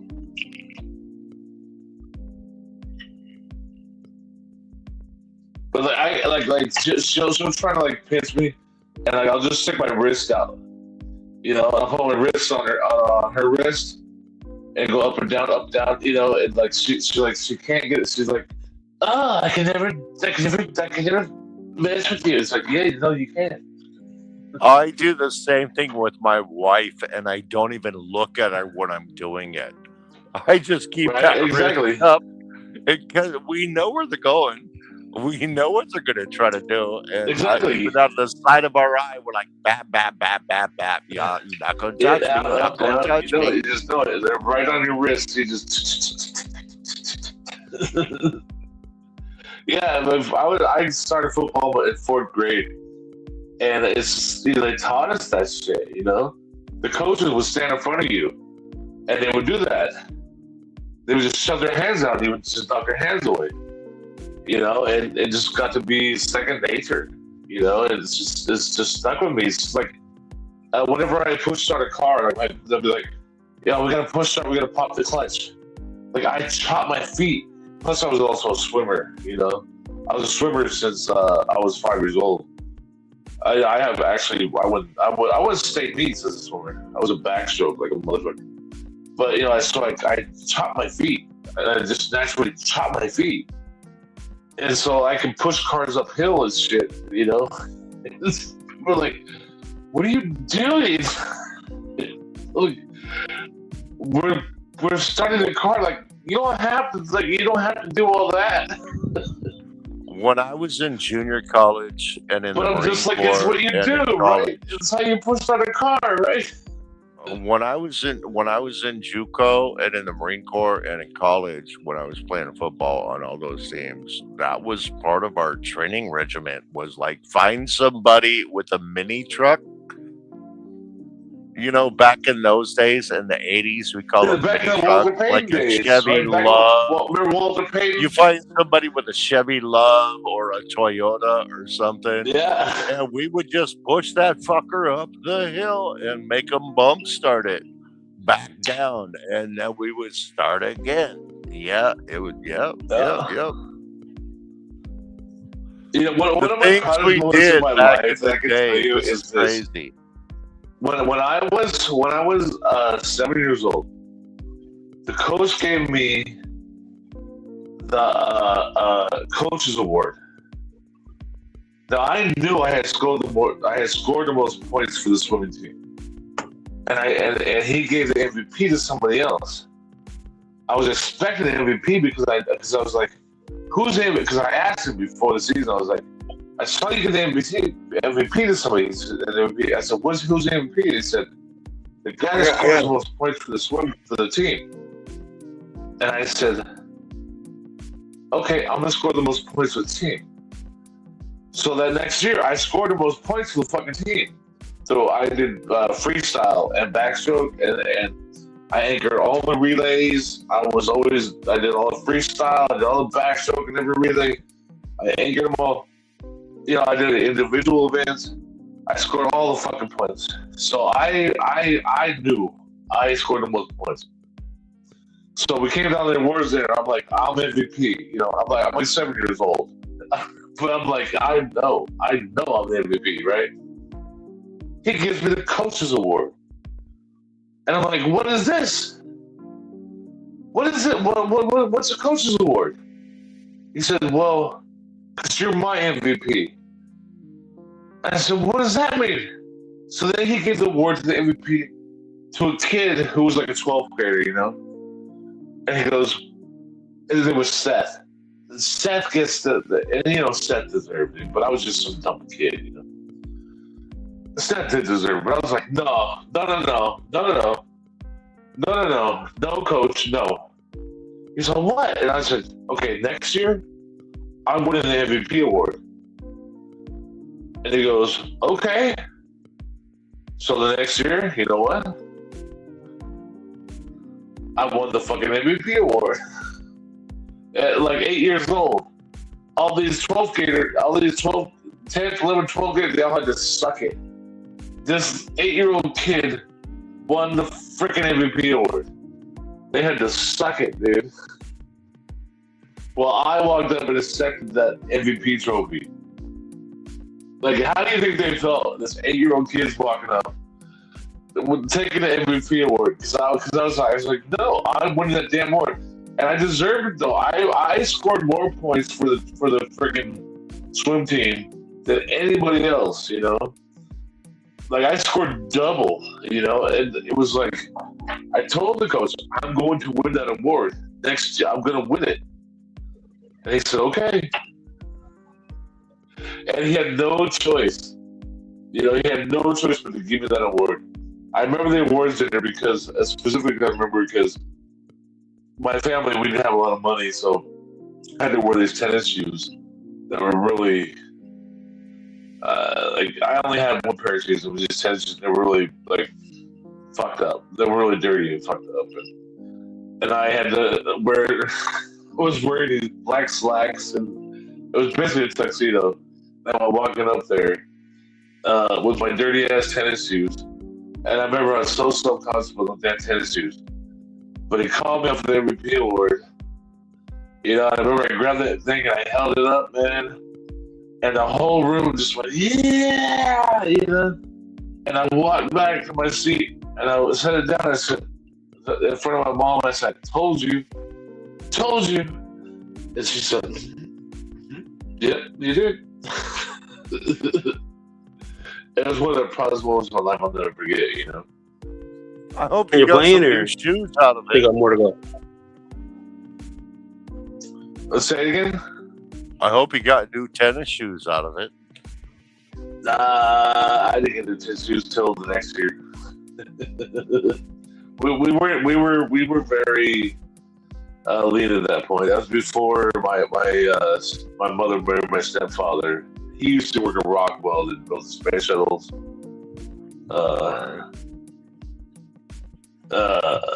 Yeah, my father, he was a boat salesman, so yeah, he didn't give a shit. I was kind of lucky. Right? I was kind of lucky in the sense that I would get new football we called them cleats. I would get new football cleats every season and new wrestling shoes every season. I got cleats every other year. I would get a pair of cleats, and they would buy them a little bit big, so the next year, hopefully they fit.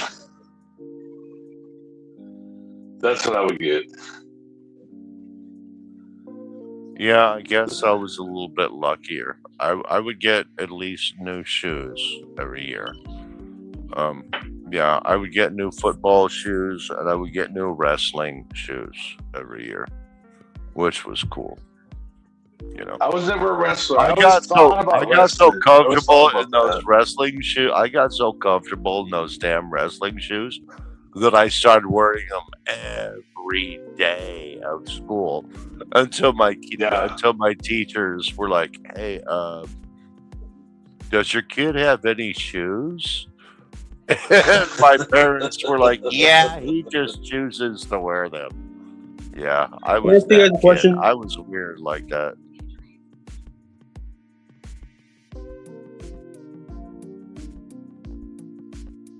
Well, what did you say? What happened? I'm sorry, Gasback. You were trying to say something, Gasback? What's up, bro? You guys heard of Friedrich Nietzsche? Yeah, we Nietzsche? know Nietzsche. What about Machiavelli? Machiavelli, yeah. Yes. NPC, that motherfucker calls me Ruckiavelli because I got one over on him one time. But yeah, I know who Machiavelli is. Keep going, bro. Reason why I Got asked you. because I used to do live streams discussing stuff that they used to talk about, and I was thinking about getting back into that. You think that'd be something you guys would be interested in? Sure. If you want to discuss it, I'll brush up a little bit. I mean, it's been a while Not since I right was now, in but like I'm college, talking about but in the I'll brush future. up on it. Hey, bro, I if you're gotta. going to show up, My I'll be forte here. is really more Dickens, but I'm more of a That used to be Shakespeare my guy, forte. but if you're going to be here, I'll be here. Let's go. you're more of a I what gotta. guy? I gotta rebrush I'm a up on my Shakespeare guy. research. That's what I used to do in my live streams. I used to discuss philosophical. He's a German, right? And he was more Yeah. about nihilism. Nietzsche was Yeah. nihilism, was he not? Yeah. And Machiavelli is an Italian guy who was he's part of an Italian, very rich Italian family, right? Yeah, more or less. So far, you're Oh, on no. it. So far, you're on it, JT. So far, you're nailing it. You're on it, bro. Merchant of Venice, Shakespeare, Merchant of Venice. That's all around the same time. Yes, I have been in that show once. I played Tubal and Slowly I turn. I can't think of the other guy's name. But yeah, I've been in that play a million years ago, back in the Shakespeare in the Park days. Yeah. You know what? I've always envied actors. I never wanted to be an actor because I'm so naturally shy. So like my daughter too. My daughter, she's just turned 14. She's turned 15, and she has the same natural shyness that I had. So it's just being an actor. They were my cards. But when I watched Brando and On the Waterfront and One Eye Jacks, when I watched Brando and Paul Newman in Sweet Birdie Youth, in the bar scene when the piano player starts to play and his face just drops, Like I know the love scenes actors. you're talking about. You have to realize Watch Sweet Birdie Youth. Watch Paul Newman in Sweet Birdie Youth.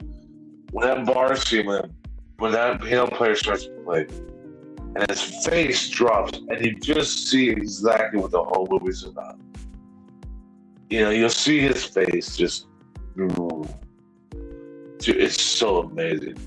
But I actually wrote a script for a movie. Do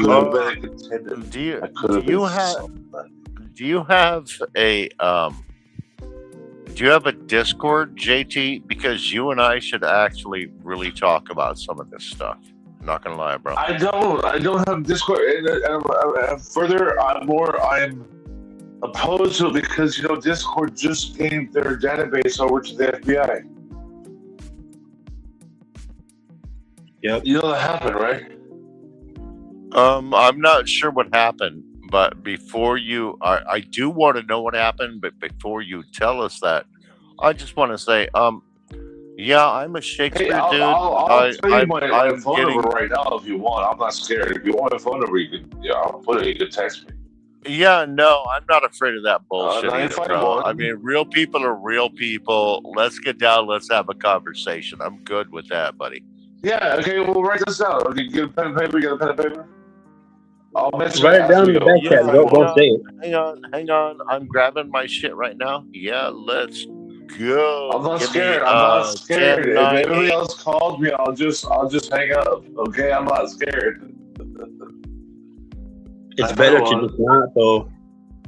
Just type it in the I'm private not chat in the back. Yeah, I'm yeah, not I got scared. my notebook. I got my notebook here. Just type it in the private chat, JT. We're good to go. Oh, okay, private chat. That's comments, right? Press the three dots in the bottom. Oh, wait, chats. Okay, right there. Chat. It says chat, right? Private chat. 9-5. I don't see anything that says private. It just says chat. There's three dots in the bottom. I'm gonna put mine in there. Just so you see an example. Okay, And then there if you you go. want to put yours in there, you can too. There you go. You see that one right there? Is that me? Damn. Yeah. Click. See that one on the blue one on the bottom? That's me, right? Yeah. That's for you. Yeah. No, I mean that is one. Okay, his is right there. Damn it! No, Don't say it though. Don't say it. Just No, I'm gonna save it. write yours in there too.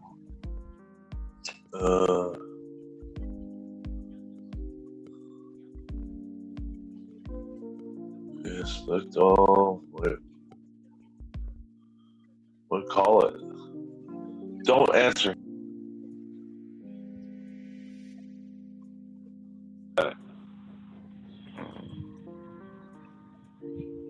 And I go back to YouTube. Oh no way! I can't talk to you. I can't answer right now. Some girl is calling me.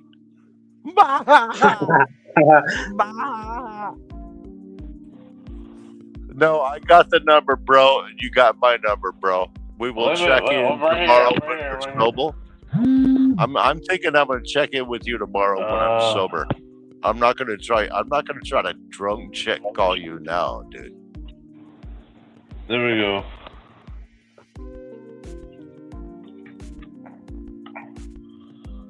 All right, we're good, right?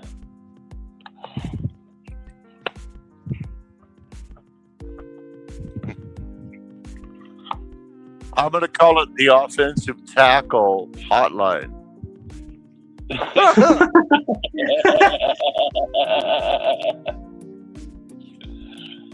I did it the wrong way. I'm not. I can build computers, but I'm not the Android savvy. I'm not Android savvy. I'm bad at that. No, I am not got computer savvy. I am not tech savvy. I mean, I keep getting myself into these scenarios where people are like, "Hey, man, send me your shit." I'm like, "How do I send you my shit?" Who is that? Is that me? Who is that?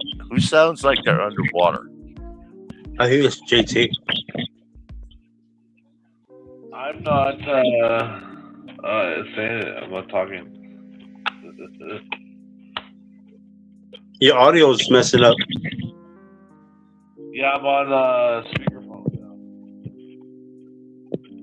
You're on team. I'm on speakerphone.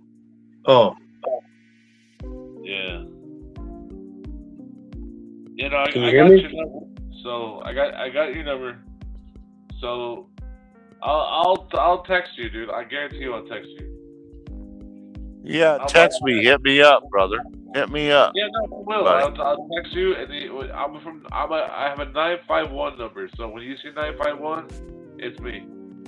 I will. I'm like that. I will text you. I'm the type of guy that says, "Oh shit, I was drunk the other night and I met this guy," and I'll still text you.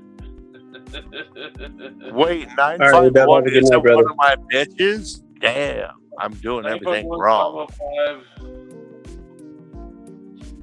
bro, if you don't mind me asking, how'd you get into acting? How were you able to Yeah, how'd you get your foot in the door? Oh, gosh. Foot in the door is a hard question. I was the guy in high school that was one of the captains, the football team, one of the captains, the wrestling team. and I saw a movie called Singing in the Rain. And then I saw another Oh, movie good. called Seven Brides with Seven Brothers. Really? And the girl I was in love with was in the high school choir. And I wanted to go to the high school choir so I could be around that girl. And I saw those movies and I realized I could do everything those professional dancers were doing.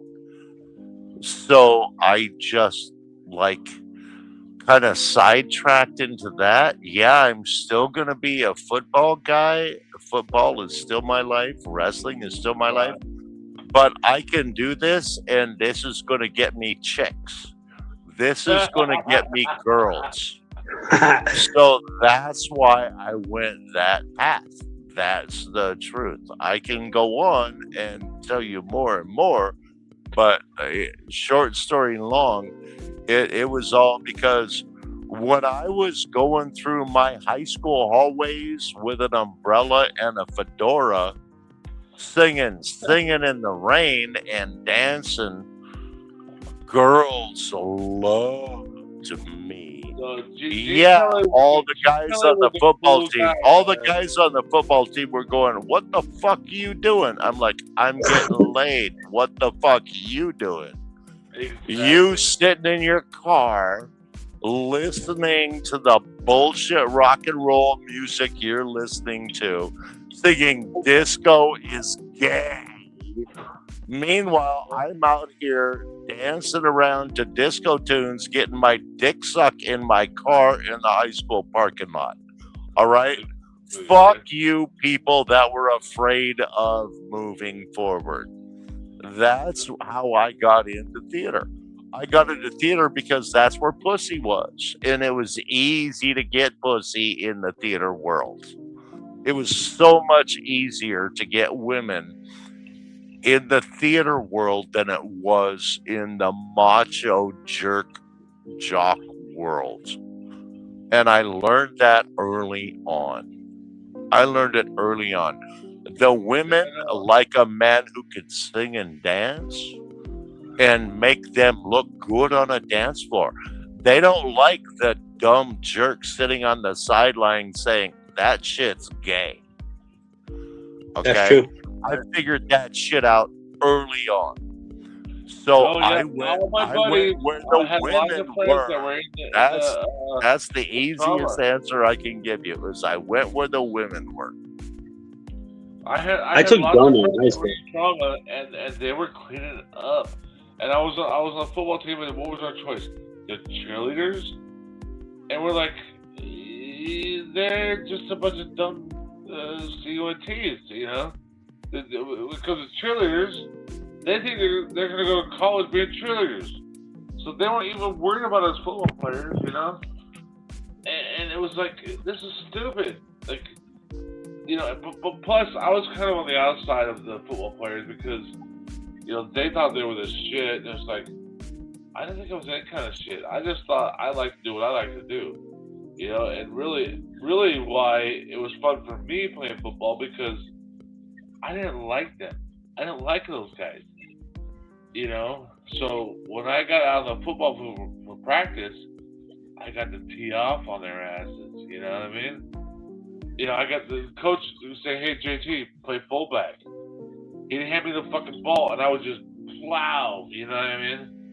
And I get in the secondary and just look for safeties. You know, and I would just they give me the football, it'd be a 40-yard run, just boom, boom, boom, boom, just looking for safeties, looking for cornerbacks. You know, You were the kid I liked to coach.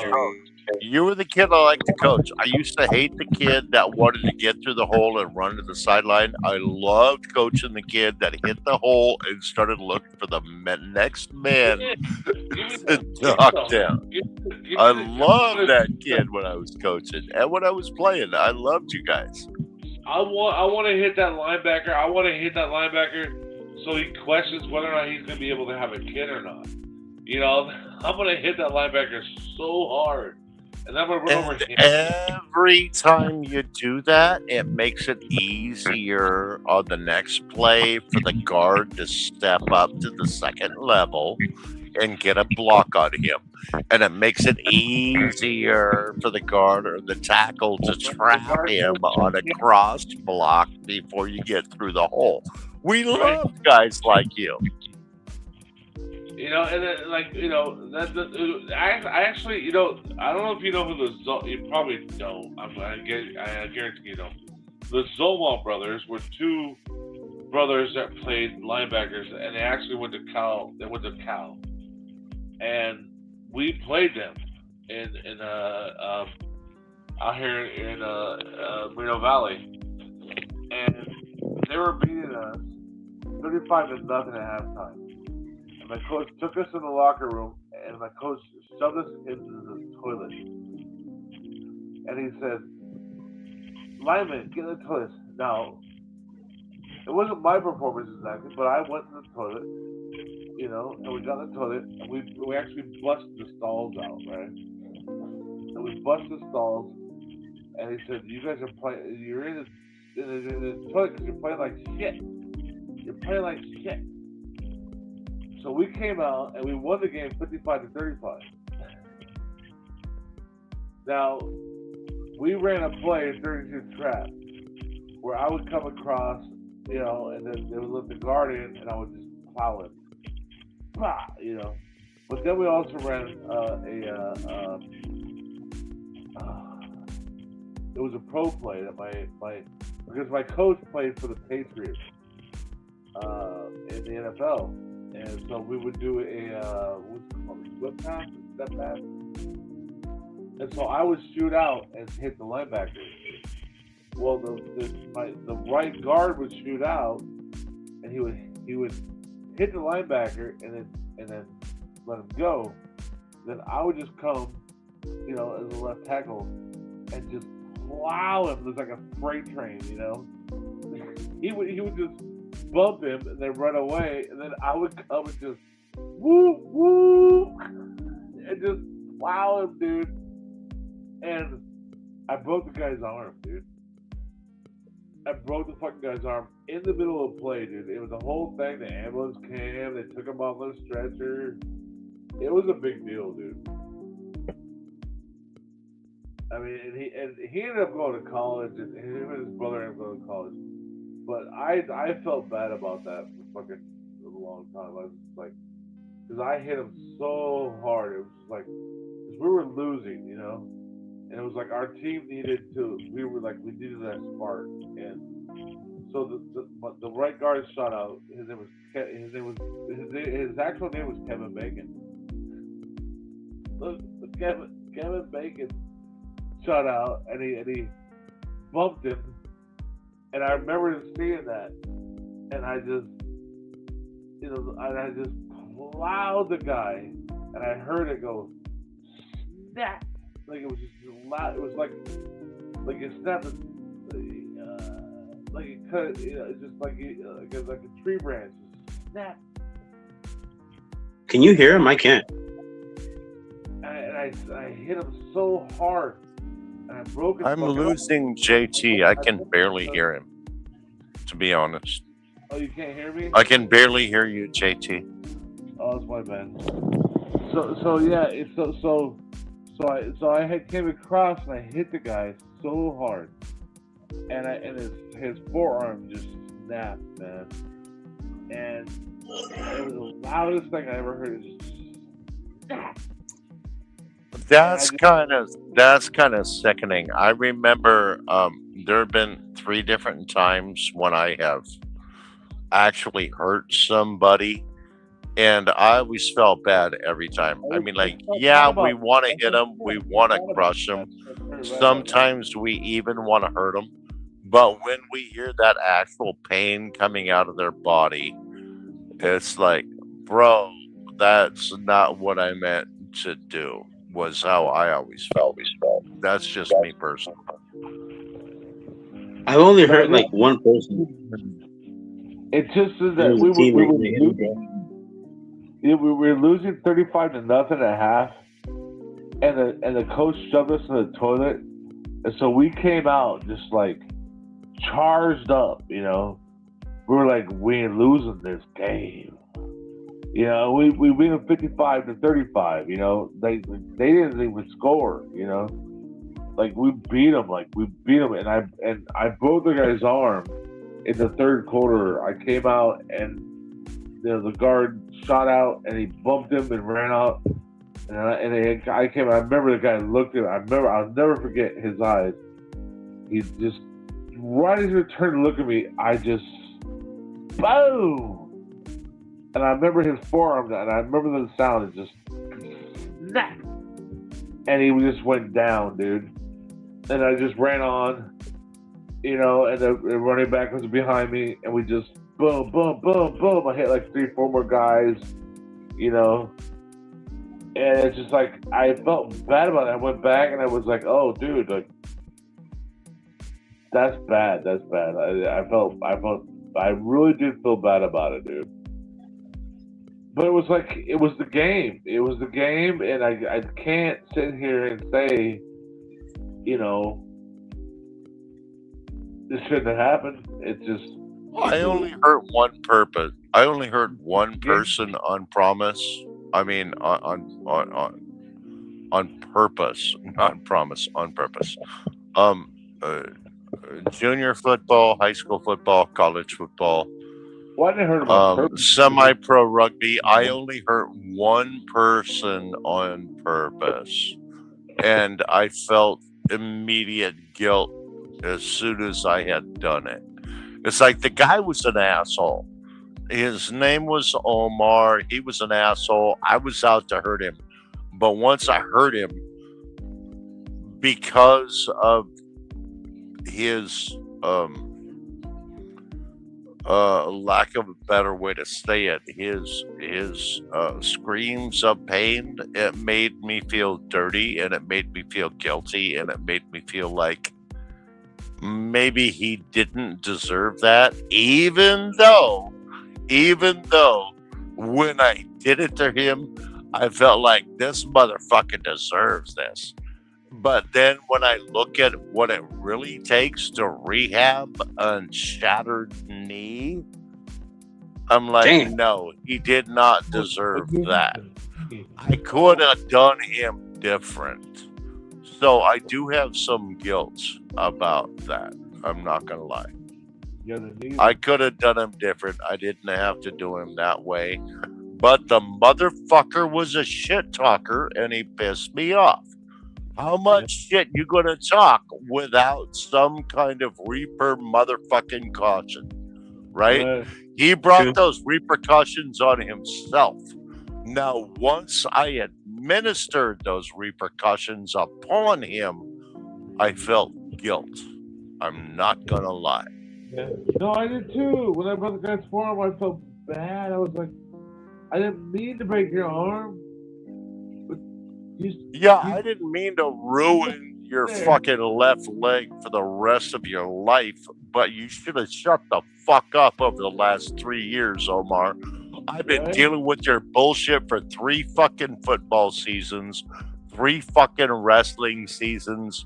I was done with you, motherfucker. So I ended you. And I have felt guilt for it forever. Nah. You know what, dude? People are responsible. You reap what you sow. You reap what you sow, man. You know? People are going to get what they sow. Exactly. We reap what we sow. Either compete in good faith or compete as a motherfucking bitch. You compete as a motherfucking bitch, sooner or later, you're going to suffer for it. Yeah, it's going to happen to you, dude. That's why I used to tell, you know, these guys on my football team, like, my sister was a head cheerleader. She was 2 years older than me, you know? And so I was the younger You're really hard to hear again, bro. I don't know if it's your mic or what, but you're really hard to hear. I'm trying to get my fucking... Yeah, my headphones aren't working. Yeah, no, my sister was the head cheerleader 2 years older than me. So I had to deal with that. You know what I mean? And the quarterback, my quarterback was like well, I should be dating your sister. And I'm like, that's not what she says. You know what I mean? So I get on defense, and I would hit that motherfucker. Just like, Really, you're an athlete, and your sister is a cheerleader. I am not going anywhere near her. I don't care if she's in love with me and I'm in love with her. You're another guy on the football team, and it's your sister. I'm not going anywhere near her just because I don't trust you. oh no, according to him, they should be dating. This was when I was a sophomore, and I was on the JV, but I also used to be I was on JV and varsity at the same time, you know, because the JV coach was like, "Well, I'm not giving Jay up," you know, so I had to play JV and I had to be on varsity at the same time, you know, and it was like, and the quarterback's all, "Well, you know, your sister should be dating me," and I'm like, "Fuck you, douche. If my sister wanted to date you, she'd date you, dude. You're fucking creepy, bro." You know what I mean? That was creepy. It was super creepy to me, and you know, my sister was like, "Yeah, he's fucking creepy." And so we were like, "Yeah, okay." We both agree he's fucking creepy. So when I would get to play defense, I would just run in and fucking hit him, dude. And the coach would grab me and go, "Stop hitting the quarterback." And I go, "Okay." He'd go, "Tencho, I get $1 million to you. I only got 1 of him." And I go, "Okay." And then the next play, I'd fucking hit his ass. Because fuck him anyways, right? I disagree. I think you're being a white knight for your sister, and I think you were taking it out on people. But that's Well, just sure it my was. thought That's what I'm process trying at to say. the Yeah, moment. sure it was. Yeah. I didn't give a shit on it. I didn't give a shit about him. You know what he ended up doing? He ended up going to USC, playing basketball for USC, and he didn't even end up as anything. He played like a year and a half basketball at USC, and then he got kicked off the fucking team, and then he came back to Riverside. When I was You going got to kicked off college, the team for smoking weed or for stealing something out of somebody else's dorm room. he was a Typical dumbass, you know? motherfucker. And then he was like 6'6", and he actually could have been somebody who went somewhere if he was a pussy. You know, but he was a fucking pussy, you know? And he blamed other people. You know, and I remember I worked in a pizza place in my 12th grade year, and he came back into town, and I waited on him, and he wouldn't even look at me, and I go, well, Keith, his name was Keith. I'm like, Keith. And he finally looked at me, and I go, "What's your problem, bro?" I go, you're gonna act like you don't know me? And he just turned his head away from me, and I was like, "That's your problem, dude." And I said, "Good luck." That sounds like embarrassment. That sounds like embarrassment right there. Like So he was too I went to my embarrassed boss to and I admit said, that he "I'm not knew gonna you. wait on that guy. I'm not gonna wait on that guy." And I said, "I'll tell you about it later." My boss said, "Oh, okay, Jay." He said, "You want them to leave?" And I said, "That's up to you." And he goes, "No." He goes, "We'll take care of him." I said, "Okay." And then he ordered some pizza for him and his girlfriend and shit. But I was going to college and shit, so I didn't really care about it. It was just like, that's the douchebag you're gonna fucking be, dude. Like, you can't even dude. We went to school our whole lives together. You know what I mean? Like, we went to elementary, intermediate, high school. We knew each other the whole time. Oh, and you went to USC and were somebody. Oh, you got kicked out, and you come back, and now you're here. I didn't say, "Hey, you stupid douchebag." I said, "Hey, what's up, Keith? How you doing?" That's what I said to him. And he looked at me and went, "Psh." And I said, "Okay, fine." And I went up to my boss, "Dude, Fuck that guy. Fuck that guy. You know what I mean? Like I never did nothing to that guy the whole time I ever knew him for fucking, the 15 years I fucking knew him, dude. Fuck him. I will say this. I have played with and against guys that made it into the NFL. And they were more mature than that. One of the things you learn along the way as you progress up the ladder is how to interact with people. Some people don't learn it and they don't last long. Some people learn it and they last longer. What I'm hearing here is if we had the physical ability, we would have lasted longer. If we would have had the physical ability, we would have lasted longer. But I've known some big dogs that fucked up, that were assholes, and I've known some big dogs that got it right. Okay, I think some of us have more maturity than some of the big dogs that didn't quite get it right, but it wasn't available to us for one reason or another. We were not the chosen ones, but we see how the athletes are. We see how these people are. We understand how they are, right? Yeah, quarterbacks are the worst, dude.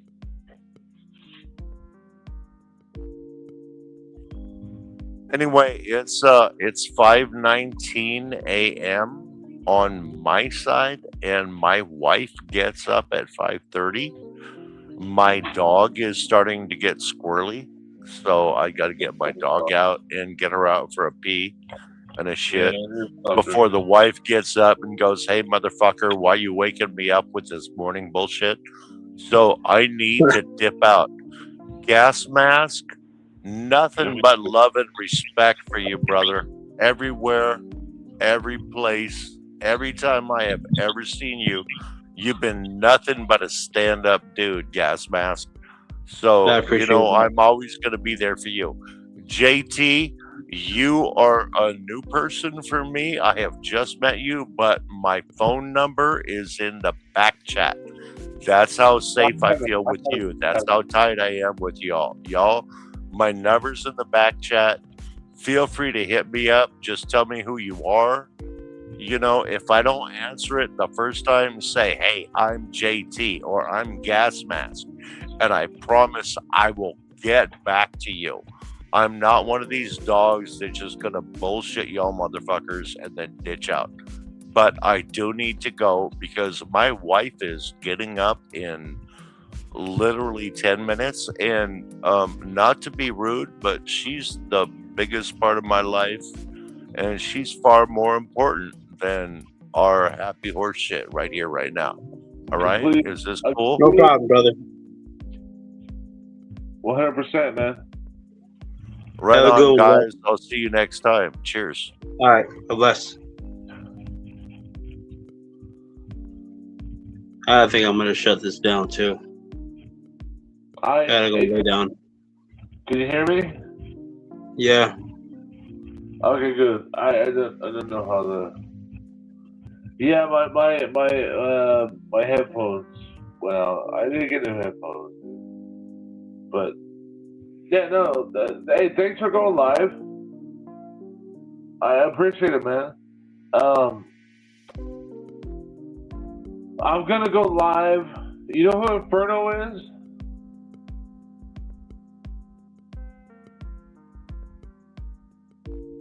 You don't know who Inferno is. Okay, I'm gonna hit you up, dog. I'm gonna go live with Inferno probably next weekend. And Inferno does these mashup kind of DJ it's finally thing. Cool to finally meet some fellow West Coast. Yeah, where are you at? Where are you at on the West Coast? I'm in Riverside. Where are you at? From the Bay Area. Oh, you're in Frisco? Around there somewhere, yeah. Oh, okay. I'm down south. I'm in the IE, Inland Empire. Okay. Yeah. I appreciate you all stopping by, bro. My buddy Inferno, he's in Texas, and man, I wish I could get a hold of you, but hey, do you have an email or anything? Nah, you got a IG? No, I don't do YouTube. I don't do the other social media. That's the only way I can be contacted. Yeah, But you have the notifications on, so you'll know when I'm live again. I'm too I old. appreciate y'all stopping by. No, but next weekend I'll probably be live with my buddy Inferno, and he does these mashups. It's like Led Zeppelin and Led Zeppelin and Chili Peppers, or Ozzy Osbourne and Snoop Dogg. He does these weird mashups. And it's a really fun You're talking time. about DJ Inferno? Yeah, DJ, yeah, Inferno. Yeah, I'm subscribed to him too. Okay, good. So turn on notifications.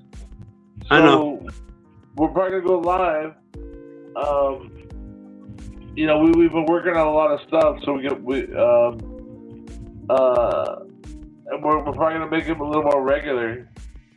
So and we'd love to have you on. And I was talking about getting a panel going. Yeah, and so. If you got anything to bring to the party, you can do all that shit too, So, keep your eye out. And we're gonna do that shit, man. But thanks for going live, and I'm sorry I got a little I'm tipsy, yeah, I'm tipsy now, so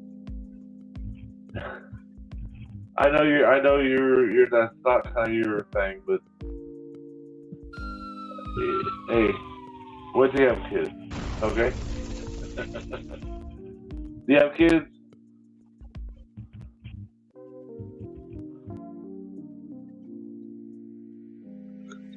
Alright, y'all.